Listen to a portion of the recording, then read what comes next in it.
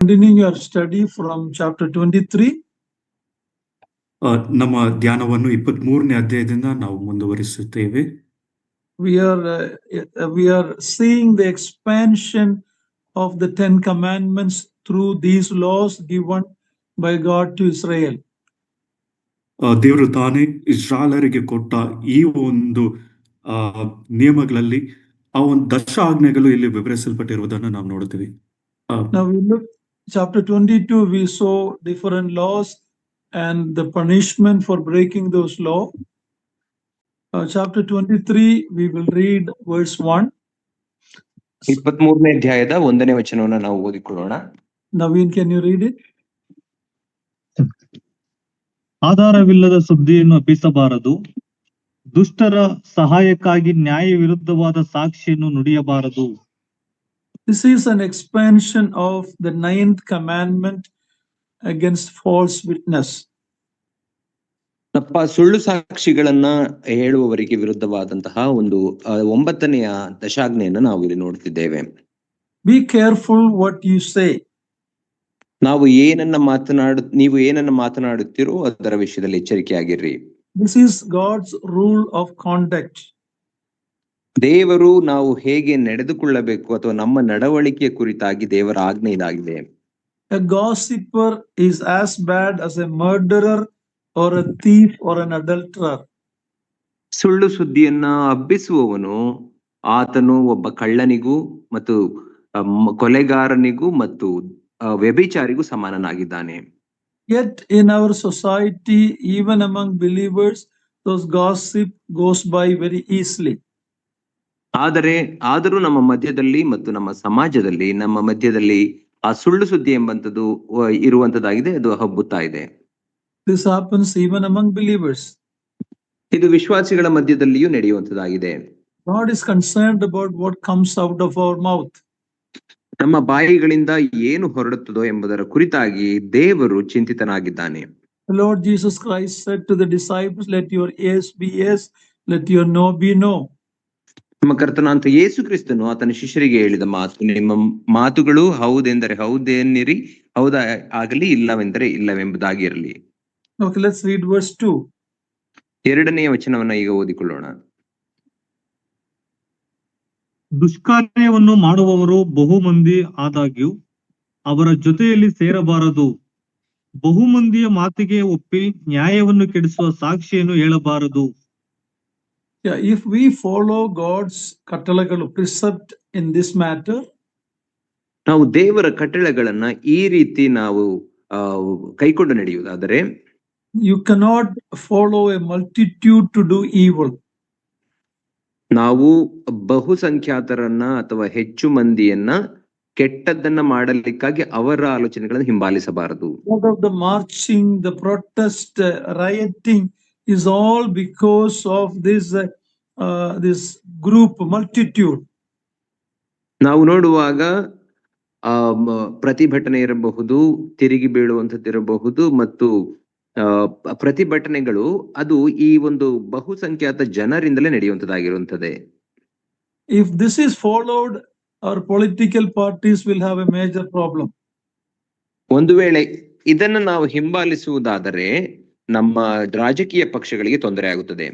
They are all concerned about majority. They want a big crowd, a big number. ಯಾಕಂದ್ರೆ ಅವರಿಗೆ ಹೆಚ್ಚು ಸಂಖ್ಯೆ ಜನರ ಅವಶ್ಯಕತೆ ಇದೆ, ದೊಡ್ಡ ಗುಂಪು ಅವರನ್ನ ಹಿಂಬಾಲಿಸಬೇಕೆಂಬುದಾಗಿ ಬಯಸುತ್ತಾರೆ. Might and majority is important for the world. ಈ ಲೋಕಕ್ಕೆ ಶಕ್ತಿ ಪ್ರದರ್ಶನ ಮತ್ತು ಹೆಚ್ಚು ಸಂಖ್ಯೆ ಜನರ ಅವಶ್ಯಕತೆ ಇದೆ. Even our Lord Jesus Christ was crucified because Pilate listened to the crowd. ನಮ್ಮ ಕರ್ತನಾಂತ ಯೇಸು ಕ್ರಿಸ್ತನು ಸಹ ಆತನು ಶಿಲುಬೆಗೆ ಏರಿಸಲ್ಪಟ್ಟದ್ದಕ್ಕೆ ಕಾರಣ ಪಿಲಾತನು ಜನರ ಮಾತನ್ನ ಕೇಳಿದ್ದಕ್ಕಾಗಿ. Majority can go wrong. God doesn't go by numbers. ಬಹುಸಂಖ್ಯಾತ ಜನರು ಒಂದು ವೇಳೆ ಅವರು ತಪ್ಪಾಗಿಯೂ ಸಹ ತೀರ್ಮಾನಗಳನ್ನ ತೆಗೆದುಕೊಳ್ಳಬಹುದು, ಆದರೆ ದೇವರು ದೊಡ್ಡ ಸಂಖ್ಯೆಯನ್ನ ನೋಡುವುದಿಲ್ಲ. Majority, when you look at the riots happening in many countries, it is all emotionally driven by the crowd.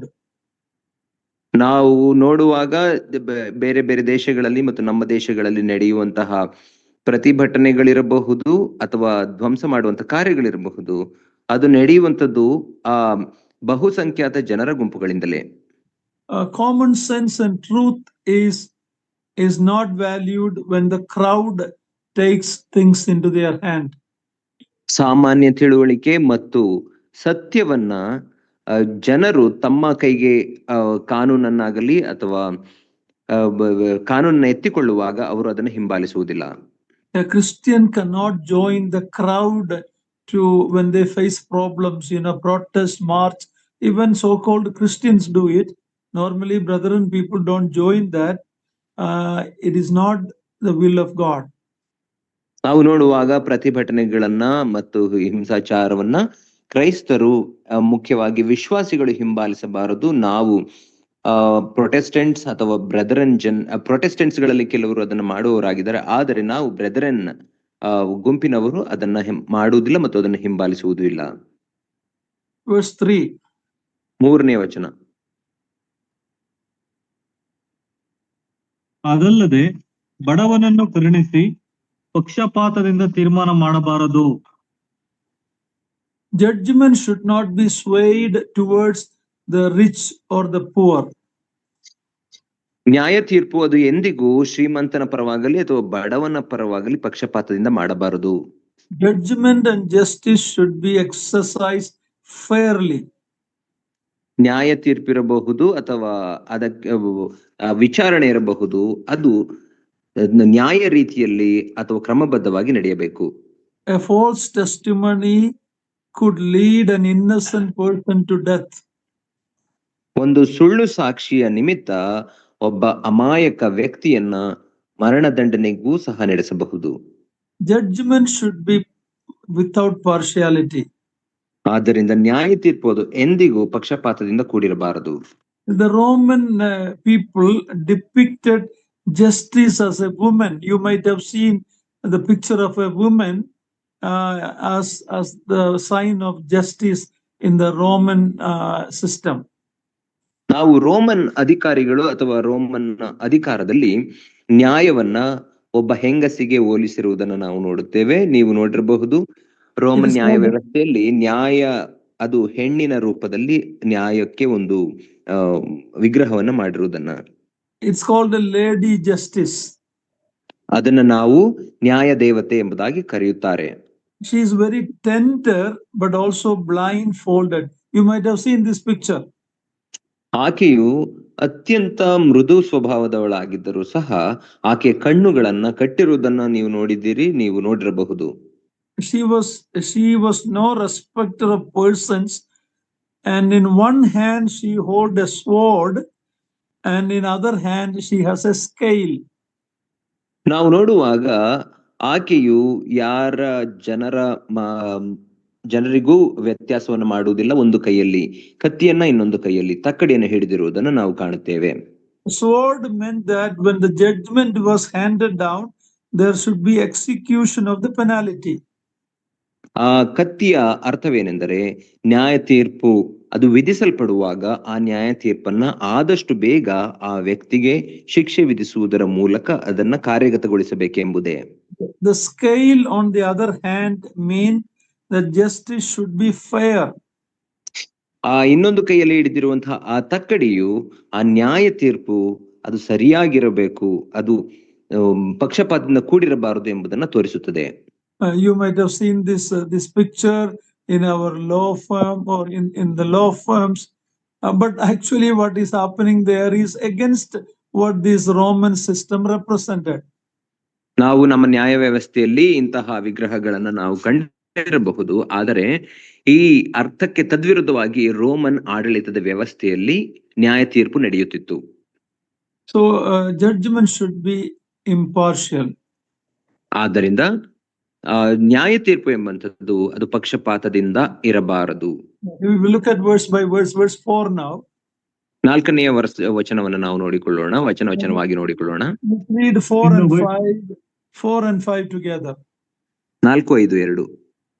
ನಿನ್ನ ವೈರಿಯ ಎತ್ತಾಗಲಿ ಕತ್ತೆಯಾಗಲಿ ತಪ್ಪಿಸಿಕೊಂಡು ಹೋಗಿರಲಾಗಿ ಅದು ನಿನಗೆ ಸಿಕ್ಕಿದರೆ ಅದನ್ನು ಅವನ ಬಳಿಗೆ ಒಡಕೊಂಡು ಹೋಗಿ ಒಪ್ಪಿಸಬೇಕು. ನಿನ್ನ ಅಗೆಯವನ ಕತ್ತೆ ಹೊರೆಯ ಕೆಳಗೆ ಬಿದ್ದಿರುವುದನ್ನು ಕಂಡರೆ ಅದನ್ನು ಎಬ್ಬಿಸುವುದಕ್ಕೆ ಮನಸ್ಸಿಲ್ಲದೆ ಹೋದಾಗ್ಯೂ ಅವನಿಗೆ ಸಹಾಯ ಮಾಡಿ ಎಬ್ಬಿಸಲೇಬೇಕು. Yeah, when even your enemy's ox or donkey is found wandering, you shall return it to him. ನಿನ್ನ ವೈರಿಯ ಎತ್ತಾಗಲಿ ಕತ್ತೆಯಾಗಲಿ ಅದು ತಪ್ಪಿಸಿಕೊಂಡು ಹೋಗುತ್ತಿರುವುದನ್ನು ನೀನು ಕಂಡರೆ ಅದನ್ನ ನಿನ್ನ ವೈರಿಗೆ ತೆಗೆದುಕೊಂಡು ಹೋಗಿ ಒಪ್ಪಿಸಬೇಕು. Even the donkey of the one who hates you, lying under a heavy load, help. ನಿನ್ನನ್ನು ದ್ವೇಷಿಸುವವನ ಕತ್ತೆಯು ತನ್ನ ಹೊರೆಯ ಅಡಿಯಲ್ಲಿ ಸಿಕ್ಕಿ ಹಾಕಿಕೊಂಡು ಬಿದ್ದಿದ್ದರೂ ಸಹ ನೀನು ಸಹಾಯ ಮಾಡಬೇಕು. Remember the parable Jesus said about the Samaritan who was half wounded or half dead lying on the roadside in Luke 10? ಲೂಕ 10ನೇ ಅಧ್ಯಾಯದಲ್ಲಿ ನಮ್ಮ ಕರ್ತನಾಂತ ಯೇಸು ಕ್ರಿಸ್ತನು ಆ ಒಳ್ಳೆಯ ಸಮಾರ್ಯದವನ ಸಾಮ್ಯವನ್ನ ಹೇಳಿರುವುದನ್ನ ನೀವು ಗಮನಿಸಿದ್ದೀರಲ್ಲವೇ? Here is a man lying by the wayside. He is half dead, he is beaten by the robbers, and he is lying down on the wayside. ಇಲ್ಲಿ ಒಬ್ಬ ವ್ಯಕ್ತಿ ಕಳ್ಳರಿಂದ ಹೊಡೆಯಲ್ಪಟ್ಟವನಾಗಿ ಆತನು ರಸ್ತೆಯ ಬದಿಯಲ್ಲಿ ಗಾಯಗೊಂಡವನಾಗಿ ಅರೆಜೀವ ಅವಸ್ಥೆಯಲ್ಲಿ ಬಿದ್ದಿರುವುದನ್ನು ನಾವು ಕಾಣುತ್ತೇವೆ. That is not a donkey or ox, it is a human being. ಆತನು ಕತ್ತೆಯಾಗಲಿ ಅಥವಾ ಎತ್ತಾಗಲಿ ಅಲ್ಲ, ಆತನು ಒಬ್ಬ ಮನುಷ್ಯನಾಗಿದ್ದಾನೆ. But yet we see a priest and a Levite going by and neglecting going on the other side. ಆದರೂ ಅವನನ್ನ ಕಂಡಂತ ಒಬ್ಬ ಯಾಜಕನು ಮತ್ತು ಲೇವಿಯು ಅವನಿಗೆ ಯಾವುದೇ ಸಹಾಯ ಮಾಡದೆ ಓರೆಯಾಗಿ ಹೋಗುವುದನ್ನು ನಾವು ಕಾಣುತ್ತೇವೆ. The priest and Levites are the ones who know this commandment in Exodus. They know it, they teach it, but they never practiced it. ನಾವು ನೋಡುವಾಗ ವಿಮೋಚನಾ ಕಾಂಡದಲ್ಲಿ ಈ ಶಾಸ್ತ್ರಿಗಳು ಮತ್ತು ಲೇವಿಯರಿಗೆ ದೇವರ ವಾಕ್ಯ ಅಥವಾ ಧರ್ಮೋಪದೇಶ ಅದು ಸ್ಪಷ್ಟವಾಗಿ ಗೊತ್ತಿದ್ದರೂ ಸಹ ಅವರು ಅದನ್ನ ಹಿಂಬಾಲಿಸುತ್ತಿಲ್ಲ. Again, the man who was lying was a fellow human being, most likely another Jew. ಅಲ್ಲಿ ಗಾಯಗೊಂಡು ಬಿದ್ದಿರುವಂತಹ ವ್ಯಕ್ತಿ ಆತನು ನಮ್ಮ ಹಾಗೆಯೇ ಮನುಷ್ಯನಾಗಿದ್ದಾನೆ, ಬಹುಶಃ ಆತನು ಒಬ್ಬ ಯಹೂದ್ಯನಿರಬಹುದು. But only the Samaritan went by and helped him. He considered him valuable. The Samaritan could have been blamed for this man's condition by the Jews, yet he went and helped that man. ಆದರೆ ಅಲ್ಲಿ ಒಬ್ಬ ಅನ್ಯ ವ್ಯಕ್ತಿಯಾದಂತಹ ಸಮಾರ್ಯದವನು ಆ ಯಹೂದ್ಯನಿಗೆ ಹೋಗಿ ಸಹಾಯ ಮಾಡುವುದನ್ನು ನಾವು ಕಾಣುತ್ತೇವೆ. ಒಂದು ವೇಳೆ ಯಹೂದ್ಯರು ಇದನ್ನ ಕಂಡಿದ್ದರೆ ನೀನೇ ಆತನಿಗೆ ಏನೋ ಅಪಾಯ ಮಾಡಿದ್ದೀಯಾ ಎಂಬುದಾಗಿ ಆತನ ಮೇಲೆ ತಪ್ಪು ಹೊರಿಸಬಹುದಿತ್ತು, ಆದರೂ ಆತನು ಅವನಿಗೆ ಸಹಾಯ ಮಾಡಿದನು. So what a standard is God's word. What is God's heart of compassion even for an ox or a donkey? ನೋಡಿ, ದೇವರ ವಾಕ್ಯದ ಮಟ್ಟ ಏನಾಗಿದೆ, ಎಂತಹ ಕರುಣೆಯುಳ್ಳಂತಹ ದೇವರು ನಮ್ಮ ದೇವರಾಗಿದ್ದಾನೆ. ಕತ್ತೆಗೂ ಎತ್ತಿಗೂ ಸಹ ಕರುಣೆ ತೋರಿಸುವಂತ ದೇವರು. Verse 6 and 7. 6 ಮತ್ತು 7ನೇ ವಚನ. ನಿಮ್ಮಲ್ಲಿರುವ ಬಡವರು ವ್ಯಾಜ್ಯವಾಡಿದಾಗ ನೀವು ನ್ಯಾಯವನ್ನು ಬಿಟ್ಟು ತೀರ್ಮಾನ ಮಾಡಬಾರದು. ಮೋಸದ ಕಾರ್ಯಕ್ಕೆ ದೂರವಾಗಿರಬೇಕು. ನಿರಪರಾಧಿಯು ಸನ್ಮಾರ್ಗಸ್ಥನಾಗಿಯೂ ಇರುವ ಮನುಷ್ಯನಿಗೆ ಮರಣ ದಂಡನೆಯನ್ನು ವಿಧಿಸಲೇಬಾರದು. ಅಂತ ದುಷ್ಟತ್ವವನ್ನು ಮಾಡಿದವನಿಗೆ ನಾನು ಶಿಕ್ಷೆಯನ್ನು ವಿಧಿಸದೆ ಬಿಡುವುದಿಲ್ಲ. How you treat the poor people. ನೀವು ಹೇಗೆ ಬಡವರನ್ನ ನೋಡಿಕೊಳ್ಳುತ್ತೀರಿ? False charge be far from you. ತಪ್ಪಾದಂತಹ ನ್ಯಾಯ ನಿಮ್ಮಿಂದ ದೂರವಾಗಿರಬೇಕು. Don't kill the innocent or righteous. God will take justice into his own hand. ಒಬ್ಬ ನಿರಪರಾಧಿಯನ್ನಾಗಲಿ ಅಥವಾ ತಪ್ಪು ಮಾಡಿದವನ್ನಾಗಲಿ ನಿಮ್ಮ ಇಷ್ಟಕ್ಕೆ ತಕ್ಕ ಹಾಗೆ ಅಥವಾ ಮೋಸವಾಗಿ ತೀರ್ಪು ಮಾಡಬಾರದು. ಹಾಗೆ ಮಾಡಿದರೆ ದೇವರು ನ್ಯಾಯವನ್ನ ತನ್ನ ಕೈಗೆತ್ತಿಕೊಳ್ಳುವವನಾಗಿದ್ದಾನೆ. Some punishment God will allow men to do, but certain sins, certain wrong, God says, I myself will punish. I will not acquit the guilty. Verse 7, last part. ಕೆಲವು ಅಪರಾಧಗಳಿಗೆ ದೇವರು ಮನುಷ್ಯರಿಗೆ ನ್ಯಾಯ ವಿಧಿಸಲು ಬಿಟ್ಟಿದ್ದಾನೆ. ಆದರೆ ಇನ್ನು ಕೆಲವು ತಪ್ಪುಗಳಿಗೆ, ಪಾಪಗಳಿಗೆ ಅಥವಾ ಅಪರಾಧಗಳಿಗೆ ದೇವರು ನಾನೇ ನ್ಯಾಯ ತೀರಿಸುತ್ತೇನೆ ಎಂಬುದಾಗಿ 7ನೇ ವಚನದ ಅಂತ್ಯದಲ್ಲಿ ಆತನು ಹೇಳಿದ್ದಾನೆ. In Hebrews 13, after talking about marriage is honorable, then he says God himself will punish the adulteress and the fornicator. ಇಬ್ರಿಯರಿಗೆ ಬರೆದ ಪತ್ರಿಕೆ 13ನೇ ಅಧ್ಯಾಯದಲ್ಲಿ ಮದುವೆಯು ಅದು ಮಾನ್ಯವಾದದ್ದು ಎಂಬುದಾಗಿ ಹೇಳಿದ ನಂತರ ಅಲ್ಲಿ ದೇವರು ವ್ಯಭಿಚಾರಿಗಳನ್ನ ಆತನು ಶಿಕ್ಷಿಸದೆ ದಂಡಿಸದೆ ಬಿಡುವುದಿಲ್ಲ ಎಂಬುದಾಗಿಯೂ ಸಹ ಅಲ್ಲಿ ಬರೆಯಲ್ಪಟ್ಟಿದೆ. When God says I myself will not acquit the guilty, we need to understand, I need to understand the seriousness of that sin. ದೇವರು ತಪ್ಪು ಮಾಡಿದವನನ್ನ ನಾನೇ ನ್ಯಾಯ ತೀರಿಸುತ್ತೇನೆ, ಆತನಿಗೆ ಶಿಕ್ಷೆ ವಿಧಿಸದೆ ಬಿಡುವುದಿಲ್ಲ ಎಂಬುದಾಗಿ ಹೇಳಿದ ಮೇಲೆ ಅಂತಹ ತಪ್ಪಿನ ಅಥವಾ ಪಾಪದ ತೀವ್ರತೆ ಎಷ್ಟು ಗಂಭೀರತೆ ಎಂಥದ್ದು ಎಂಬುದನ್ನು ನಾವು ಅರ್ಥ ಮಾಡಿಕೊಳ್ಳಬೇಕು. Verse 8. 8ನೇ ವಚನ.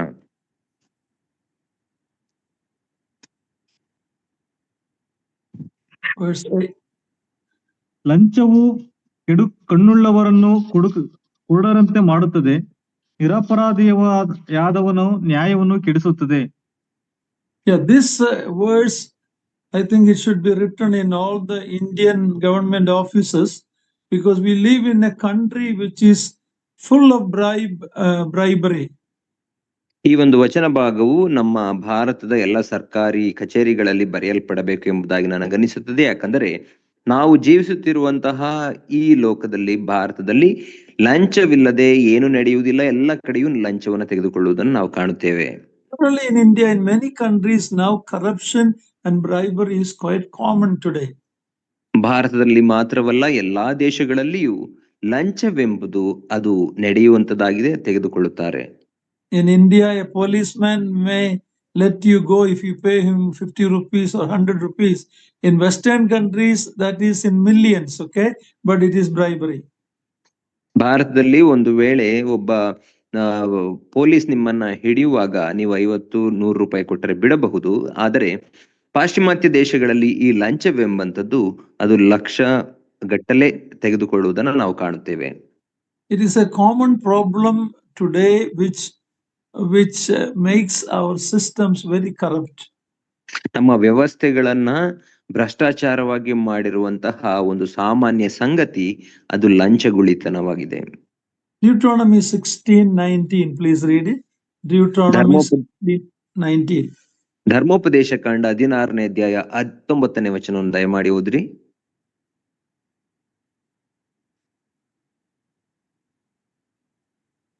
16-19.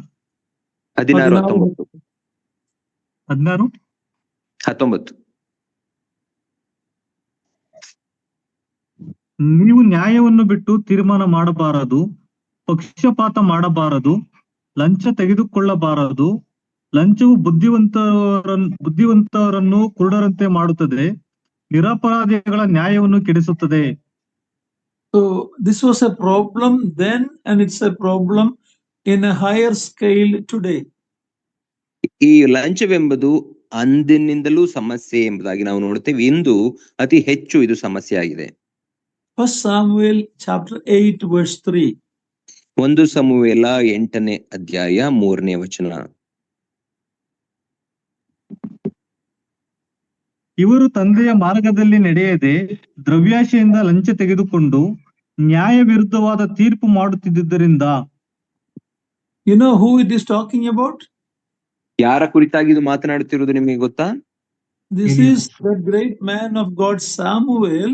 His own sons were corrupt, greedy and taking bribes. ಇದು ದೇವರ ದೊಡ್ಡ ಮನುಷ್ಯನಾದಂತಹ ಸಮುವೇಲನ ಮಕ್ಕಳ ಕುರಿತಾಗಿ ಮಾತನಾಡುತ್ತಿರುವಂತದ್ದು. ಆ ಮಕ್ಕಳು ಅವರು ಭ್ರಷ್ಟರಾಗಿದ್ದರು, ಲಂಚ ತೆಗೆದುಕೊಳ್ಳುತ್ತಿದ್ದರು, ಅನ್ಯಾಯವನ್ನ ಮಾಡುತ್ತಿದ್ದರು. How much it would have grieved Samuel's heart. ಸಮುವೇಲನ ಹೃದಯವನ್ನ ಈತನ ಮಕ್ಕಳ ಕಾರ್ಯಗಳು ಎಷ್ಟು ದುಃಖಪಡಿಸಿರಬೇಕಲ್ಲವೇ. The people are coming and telling Samuel that you are good but your children are not walking right. ಈಗ ಇಸ್ರಾಯೇಲರು ಬಂದು ಸಮುವೇಲನಿಗೆ ಹೇಳುತ್ತಿದ್ದಾರೆ, ನೀನು ನ್ಯಾಯವಾಗಿ ನಡೆಯದೆ ಆದರೆ ನಿನ್ನ ಮಕ್ಕಳು ಅನ್ಯಾಯವನ್ನು ಮಾಡುತ್ತಿದ್ದಾರೆ. I don't know anything about Samuel's wife. ಸಮುವೇಲನ ಹೆಂಡತಿಯ ಕುರಿತಾಗಿ ನನಗೇನು ಗೊತ್ತಿಲ್ಲ. What influence she had, I don't know. ಆಕೆಯು ಮಕ್ಕಳ ಮೇಲೆ ಏನು ಪ್ರಭಾವ ಬೀರಿರಬಹುದು ನನಗೆ ಗೊತ್ತಿಲ್ಲ.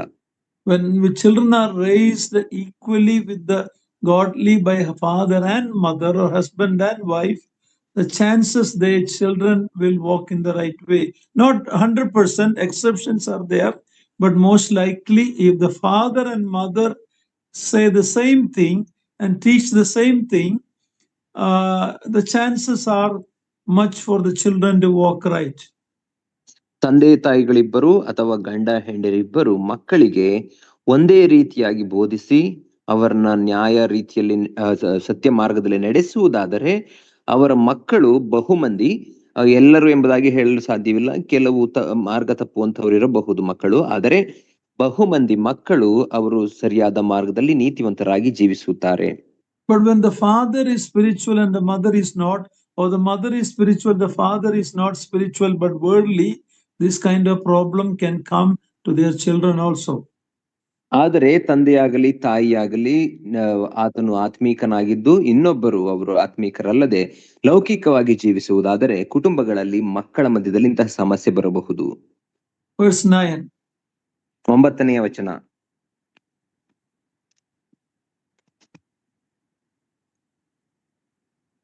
Exodus 23:9. ವಿಮೋಚನ ಕಾಂಡ 23:9ನೇ ವಚನ. ಪರದೇಶಸ್ಥರಿಗೆ ಉಪದ್ರವ ಕೊಡಬಾರದು, ನೀವು ಐಗುಪ್ತ ದೇಶದಲ್ಲಿ ಪರದೇಶಸ್ಥರಾಗಿದ್ದೀರಷ್ಟೇ, ಅಂತವರು ಮನೋವ್ಯತೆಯನ್ನು ತಿಳಿದೇ ಇರುತ್ತೀರಿ. Oh, this is a beautiful verse. God is telling them how they should treat a stranger. ಇದು ಒಂದು ಸುಂದರವಾದಂತ ವಾಕ್ಯವಾಗಿದೆ. ಯಾಕಂದರೆ ಪರದೇಶಸ್ಥರನ್ನಾಗಲಿ ಅಥವಾ ಅಪರಿಚಿತರನ್ನಾಗಲಿ ಹೇಗೆ ನಡೆಸಿಕೊಳ್ಳಬೇಕೆಂಬುದಾಗಿ ದೇವರು ತಿಳಿಸುತ್ತಿದ್ದಾನೆ. And he is reminding them, remember you were a stranger in Egypt. ಅವರಿಗೆ ಜ್ಞಾಪಕ ಕೊಡುತ್ತಿದ್ದಾನೆ, ನೀವು ಸಹ ಐಗುಪ್ತ ದೇಶದಲ್ಲಿ ಪರದೇಶಸ್ಥರಾಗಿದ್ದೀರಿ. You remember how they treated you. ನೀವು ಅವರು ನಿಮ್ಮನ್ನ ಹೇಗೆ ನಡೆಸಿಕೊಂಡರು ಎಂಬುದನ್ನು ನೆನಪಿಸಿಕೊಳ್ಳಿರಿ. My dear brothers and sisters, we should feel the pain of less fortunate people. ನನ್ನ ಪ್ರಿಯ ಸಹೋದರ ಸಹೋದರಿಯರೇ, ನಾವು ಅತ್ಯಂತ ಕಡಿಮೆಯ ಪರಿಸ್ಥಿತಿಯಲ್ಲಿ ಅಥವಾ ಕೀಳಾದ ಪರಿಸ್ಥಿತಿಯಲ್ಲಿ ಇರುವವರ ಮನಸ್ಸನ್ನ ನಾವು ಅರ್ಥ ಮಾಡಿಕೊಳ್ಳಬೇಕು. Oftentimes we forget where we came from or what was our situation in earlier days. ಆದರೆ ಅನೇಕ ಸಂದರ್ಭಗಳಲ್ಲಿ ನಮ್ಮ ಹಿಂದಿನ ಪರಿಸ್ಥಿತಿ ಏನಾಗಿತ್ತು, ನಾವು ಎಂತಹ ಕೆಳವಸ್ಥೆಯಲ್ಲಿ ಇದ್ದೆವು ಎಂಬುದನ್ನ ಮರೆತು ಬಿಡುತ್ತೇವೆ. And God wants us to feel the pain of them. We read about our Lord Jesus Christ. When he saw people like sheep without shepherd, he was moved with compassion. ನಾವು ಸಹ ಇತರ ಜನರ ಸಮಸ್ಯೆಗಳನ್ನ, ಅವರ ಪರಿಸ್ಥಿತಿಗಳನ್ನ, ಮನೋವ್ಯತೆಗಳನ್ನ ಅರ್ಥ ಮಾಡಿಕೊಳ್ಳಬೇಕು. ನಮ್ಮ ಕರ್ತನಂತ ಯೇಸು ಕ್ರಿಸ್ತನನ್ನ ನಾವು ನೋಡುವಾಗ ಕುರುಬನಿಲ್ಲದ ಕುರಿಗಳ ಹಾಗೆ ಜನರು ಬಳಲುತ್ತಿರುವುದನ್ನ ನೋಡಿದಾಗ ಆತನು ದುಃಖದಿಂದ ಆತನು ದುಃಖಪಟ್ಟನೆಂಬುದಾಗಿ ನಾವು ನೋಡುತ್ತೇವೆ.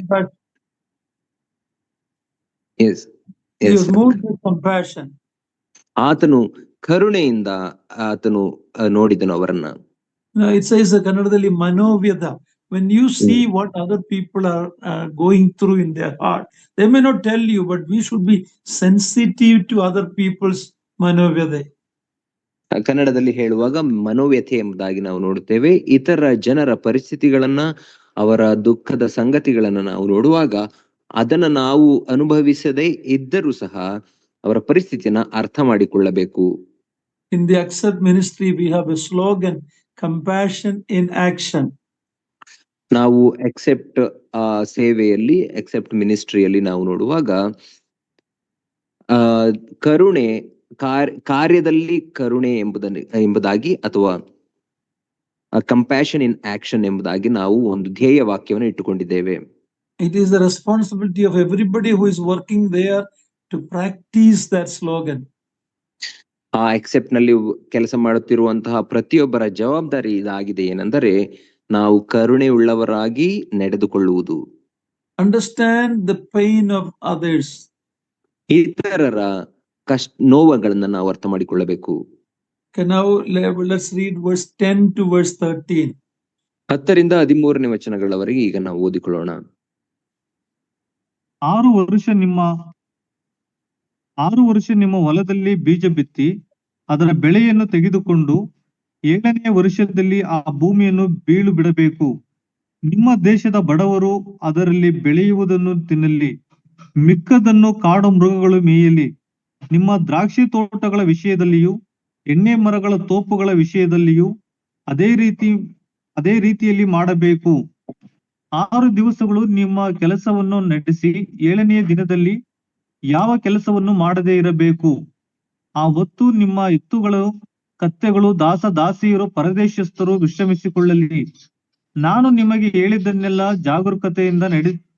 ಜಾಗರೂಕತೆಯಿಂದ ಕೈಕೊಳ್ಳಬೇಕು.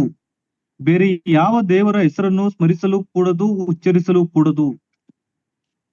Now the Sabbath and the land, this was important for Israel. ಇಸ್ರಾಯೇಲರಿಗೆ ಅವರ ಭೂಮಿ ಮತ್ತು ಸಬ್ಬತ್ ಆಚರಣೆ ಅದು ಅತ್ಯಂತ ಪ್ರಾಮುಖ್ಯವಾಗಿತ್ತು. This is an expansion of the 4th commandment. Remember the Sabbath to keep it holy. 4ನೆಯ ಆಜ್ಞೆಯಾದಂತಹ ಸಬ್ಬತ್ತನ್ನು ಆಚರಿಸಬೇಕು, ಅದನ್ನು ಪರಿಶುದ್ಧವೆಂದು ಎಣಿಸಬೇಕು ಎಂಬಂತಹ ಆಜ್ಞೆಯ ಮುಂದುವರಿದ ಭಾಗ ಇದಾಗಿದೆ. Out of the 10 commandments, this is the only commandment that is not repeated for the New Testament church. ದಶಾಜ್ಞೆಗಳಲ್ಲಿ ಇದೊಂದೇ ಆಜ್ಞೆಯನ್ನ ದೇವರು ಹೊಸ ಒಡಂಬಡಿಕೆಯ ವಿಶ್ವಾಸಿಗಳಿಗೆ ಅಥವಾ ಸಭೆಗೆ ಕೊಟ್ಟಿಲ್ಲ. 6 years they have to sow the land. The 7th year let it rest. 6 ವರ್ಷಗಳು ಅವರು ತಮ್ಮ ಭೂಮಿಯನ್ನು ವ್ಯವಸಾಯ ಮಾಡಬಹುದು, ಆದರೆ 7ನೇ ವರ್ಷದಲ್ಲಿ ಅದರಲ್ಲಿ ಏನನ್ನು ಬಿತ್ತಬಾರದು, ಅದನ್ನು ಹಾಗೆ ಬಿಟ್ಟು ಬಿಡಬೇಕು. Reason why the nation of Judah went to captivity in Babylon later is because of violating this law. ಈ ನ್ಯಾಯವನ್ನ ಅಥವಾ ಈ ಆಜ್ಞೆಯನ್ನ ಉಲ್ಲಂಘಿಸಿದ ಕಾರಣವೇ ನಂತರದ ದಿನಗಳಲ್ಲಿ ಯಹೂದ ದೇಶವು ಅದು ಬಾಬೆಲ್ ದೇಶಕ್ಕೆ ಅದು ಸೆರೆವಾಸಕ್ಕೆ ಹೋಗುವುದನ್ನು ನಾವು ನೋಡುತ್ತೇವೆ. For the amount of year, the number of year they did not keep the Sabbatic law, that many years, 70 years, they allowed, God allowed them to be in Babylon. After 70 years, he brought some of them back exactly to the point, to the exact year and date. God took action against them. ನಾವು ನೋಡುವಾಗ ಯಹೂದ್ಯರು ಎಷ್ಟು ವರ್ಷಗಳ ಕಾಲ ದೇವರ ಆಜ್ಞೆಯನ್ನ, ಈ ಸಬ್ಬತ್ ಆಚರಿಸಬೇಕು ಎಂಬಂತಹ ಆಜ್ಞೆಯನ್ನ ಉಲ್ಲಂಘಿಸಿದರು, ಅಷ್ಟು ವರ್ಷಗಳ ಕಾಲ ದೇವರು ಅವರನ್ನ ಬಾಬೇಲಿನ ಸೆರೆವಾಸದಲ್ಲಿ ಇರಿಸುವುದನ್ನು ನಾವು ನೋಡುತ್ತೇವೆ. 70 ವರ್ಷಗಳ ಕಾಲ ಅವರು ಸೆರೆವಾಸವನ್ನು ಅನುಭವಿಸಿ ನಂತರ ಕೆಲವರನ್ನ ಮಾತ್ರ ಆತನು ಹಿಂತಿರುಗಿ ಇಸ್ರಾಯೇಲ್ ದೇಶಕ್ಕೆ ಸೇರಿಸುವುದನ್ನು ನಾವು ನೋಡುತ್ತೇವೆ.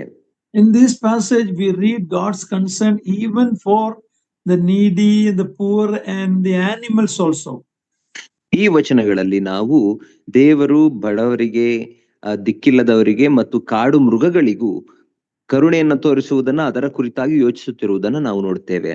6 days work and the 7th day should be a resting day. 6 ದಿನಗಳು ಕೆಲಸ ಮಾಡಬೇಕು, 7ನೆಯ ದಿನ ವಿಶ್ರಮಿಸಿಕೊಳ್ಳಬೇಕು.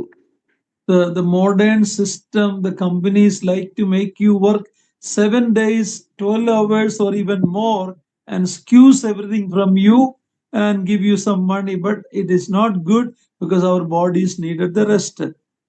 ಆಧುನಿಕ ದಿನದ ಕಂಪನಿಗಳನ್ನು ನಾವು ನೋಡುವಾಗ ಅವರು ನಿಮ್ಮನ್ನ 7 ದಿನವೂ 12 ಗಂಟೆಗಳ ಕಾಲವಾದರೂ ದಿನಕ್ಕೆ ಕೆಲಸ ಮಾಡಿಸಿಕೊಳ್ಳಬೇಕು, ನಿಮ್ಮನ್ನ ಹಿಂಡಬೇಕು ಎಂಬುದಾಗಿ ಬಯಸುವುದನ್ನು ನಾವು ನೋಡುತ್ತೇವೆ. ಆದರೆ ಇದು ಒಳ್ಳೆಯದಲ್ಲ ಮತ್ತು ನಮ್ಮ ದೇಹದ ಆರೋಗ್ಯಕ್ಕೂ ಸಹ ಅದು ಮಾರಕವಾಗಿದೆ.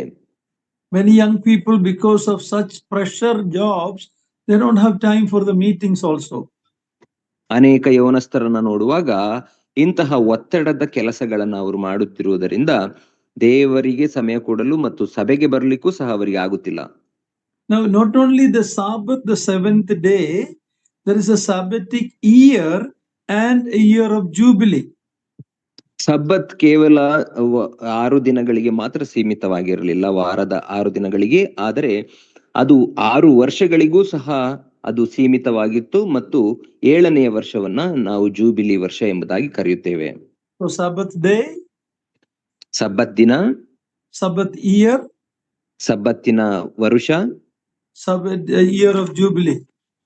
ಮತ್ತು ಆ ಜೂಬಿಲಿ ಸಂವತ್ಸರ. Sabbath day was the 7th day of the week. 7ನೆಯ ವಾರದ ಕೊನೆಯ ದಿನ ಅಥವಾ 7ನೆಯ ದಿನವನ್ನ ಸಬ್ಬತ್ ದಿನ ಎಂಬುದಾಗಿ ಆಚರಿಸುತ್ತಾರೆ. That is a Saturday, it's a strict rest day. ಅದು ಶನಿವಾರವಾಗಿದೆ, ಅದು ವಿಶ್ರಮಿಸಿಕೊಳ್ಳಬೇಕಾದಂತ ಗಂಭೀರವಾದ ದಿನ. In the New Testament, we see the believers who were the disciples and the early believers were all Jewish people, but they have made a change from Saturday to Sunday, the first day of the week. They gathered together on the first day of the week. ಆದರೆ ಹೊಸ ಒಡಂಬಡಿಕೆಗೆ ಬರುವಾಗ ಅಪೊಸ್ತಲರು ಮತ್ತು ಆದಿ ಸಭೆಯ ವಿಶ್ವಾಸಿಗಳು ಅವರು ಇದನ್ನ ಬದಲಾಯಿಸಿ ವಾರದ ಮೊದಲನೆಯ ದಿನವನ್ನ ಅಥವಾ ಭಾನುವಾರವನ್ನ ವಿಶ್ರಮಿಸಿಕೊಳ್ಳುವಂತಹ ಅಥವಾ ಸಬ್ಬತ್ ದಿನ ಎಂಬುದಾಗಿ ಆಚರಿಸುತ್ತಿದ್ದರು ಎಂಬುದಾಗಿ ನೋಡುತ್ತೇವೆ.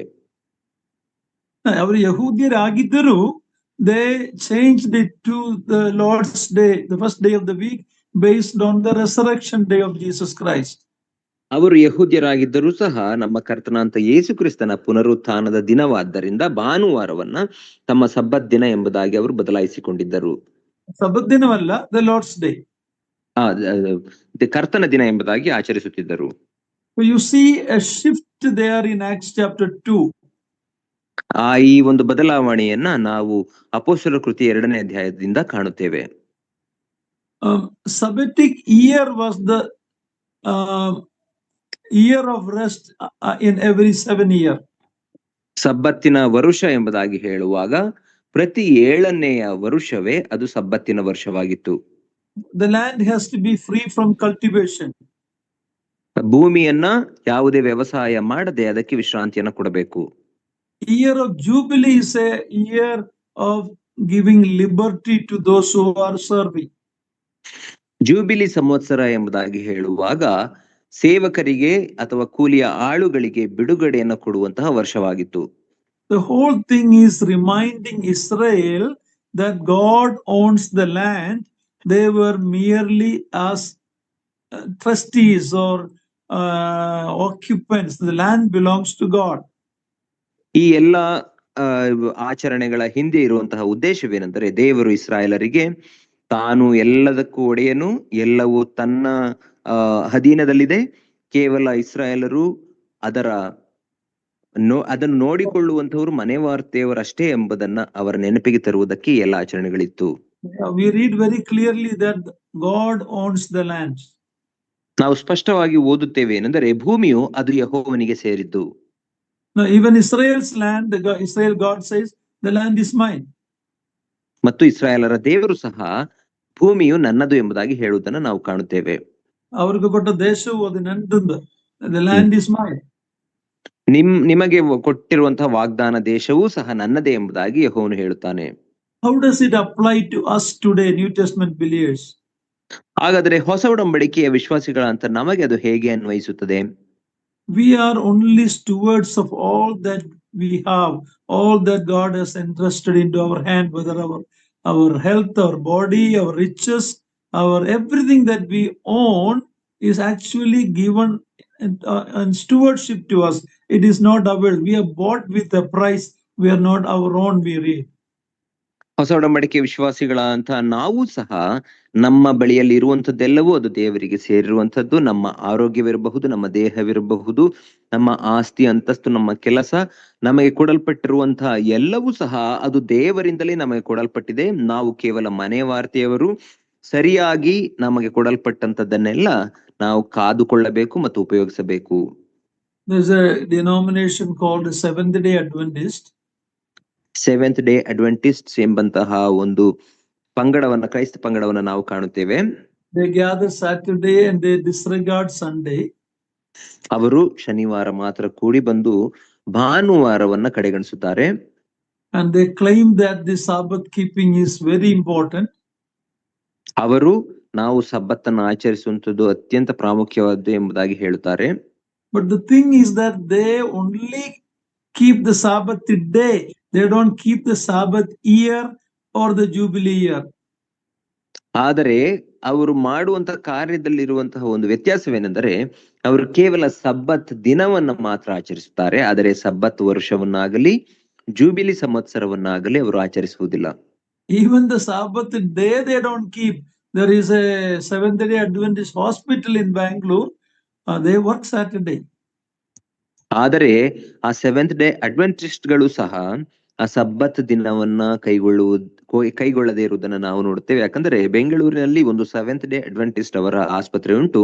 ಅವರು ಶನಿವಾರವೂ ಸಹ ಕೆಲಸ ಮಾಡುತ್ತಾರೆ. When we go back to be under the law, it is a slavery. It is a burden that even Israel couldn't keep it properly. ನಾವು ಒಂದು ವೇಳೆ ಹಿಂತಿರುಗಿ ಧರ್ಮಶಾಸ್ತ್ರಕ್ಕೆ ಅಥವಾ ದಶಾಜ್ಞೆಗಳನ್ನ ಕೈಕೊಂಡು ನಡೆಯುವುದಕ್ಕೆ ಹೋಗುವುದಾದರೆ ಅದು ಕೇವಲ ಭಾರವಾದಂತಹ ಹೊರೆಯಾಗಿದೆ. ಇಸ್ರಾಯೇಲರೇ ಅದನ್ನ ಕೈಕೊಳ್ಳುವುದರಲ್ಲಿ ಸೋತು ಹೋದರು. God delivered us from the law, but we are not lawless. Okay, all the other commandments apply to us for all ages. ನಾವು ಧರ್ಮಶಾಸ್ತ್ರದ ಅಧೀನದಲ್ಲಿ ಇಲ್ಲ, ಆದರೆ ಅದರ ಅರ್ಥ ನಾವು ನ್ಯಾಯವನ್ನ ಮೀರಿ ನಡೆಯಬಾರದು. ಧರ್ಮಶಾಸ್ತ್ರವು ಅದು ಎಲ್ಲಾ ಕಾಲಕ್ಕೂ ಅನ್ವಯಿಸುವಂತದಾಗಿದೆ. But the Sabbath was only given for Israel. ಆದರೆ ಸಬ್ಬತ್ ಆಚರಣೆ ಅದು ಇಸ್ರಾಯೇಲರಿಗೆ ಮಾತ್ರ ಕೊಡಲ್ಪಟ್ಟಂತಹ ಆಜ್ಞೆಯಾಗಿದೆ. Okay, let's now it is not only a day of rest. We should give priority to God. It's a day we come together. Sunday, for example, we come together. But even from that day, we barely give 1 or 2 hours to God, and that itself is becoming a burden for many. ಸಬ್ಬತ್ ದಿನವನ್ನ ಕೇವಲ ವಿಶ್ರಮಿಸಿಕೊಳ್ಳುವಂತ ದಿನ ಎಂಬುದಾಗಿ ಆಚರಿಸಬಾರದು, ಅಥವಾ ವಾರದ ಮೊದಲನೇ ದಿನ ಭಾನುವಾರ ಅದು ವಿಶ್ರಮಕ್ಕೆ ಮಾತ್ರವಲ್ಲ, ಕರ್ತನನ್ನ ಆರಾಧಿಸಲಿಕ್ಕೂ ಸಹ ಅದು ದಿನವಾಗಿದೆ. ಆದರೆ ಆ ದಿನದಲ್ಲಿಯೂ 1-3 ಗಂಟೆಗಳ ಕಾಲ ದೇವರಿಗೆ ಕೊಡುವುದರಲ್ಲಿಯೂ ಸಹ ನಾವು ಸೋತು ಹೋಗುತ್ತಿದ್ದೇವೆ, ಅದನ್ನು ಸಹ ತಪ್ಪಿಸುವವರಾಗಿದ್ದೇವೆ. Now let's read verse 14 to 19. 14ರಿಂದ 19ನೇ ವಚನಗಳವರೆಗೆ ಈಗ ಓದಿಕೊಳ್ಳೋಣ. ನೀವು ವರ್ಷಕ್ಕೆ 3 ಆವರ್ತಿ ನನಗೆ ಜಾತ್ರೆ ಮಾಡಬೇಕು. ಹುಳಿಯಿಲ್ಲದ ರೊಟ್ಟಿಗಳನ್ನು ತಿನ್ನಬೇಕಾದ ಜಾತ್ರೆ ಒಂದು. ನಾನು ನಿಮಗೆ ಆಜ್ಞಾಪಿಸಿದಂತೆ ನೀವು ಚೈತ್ರ ಮಾಸದ ನೇಮಕವಾದ ಕಾಲದಲ್ಲಿ 7 ದಿವಸವೂ ಹುಳಿಯಿಲ್ಲದ ರೊಟ್ಟಿಗಳನ್ನು ತಿನ್ನಬೇಕು.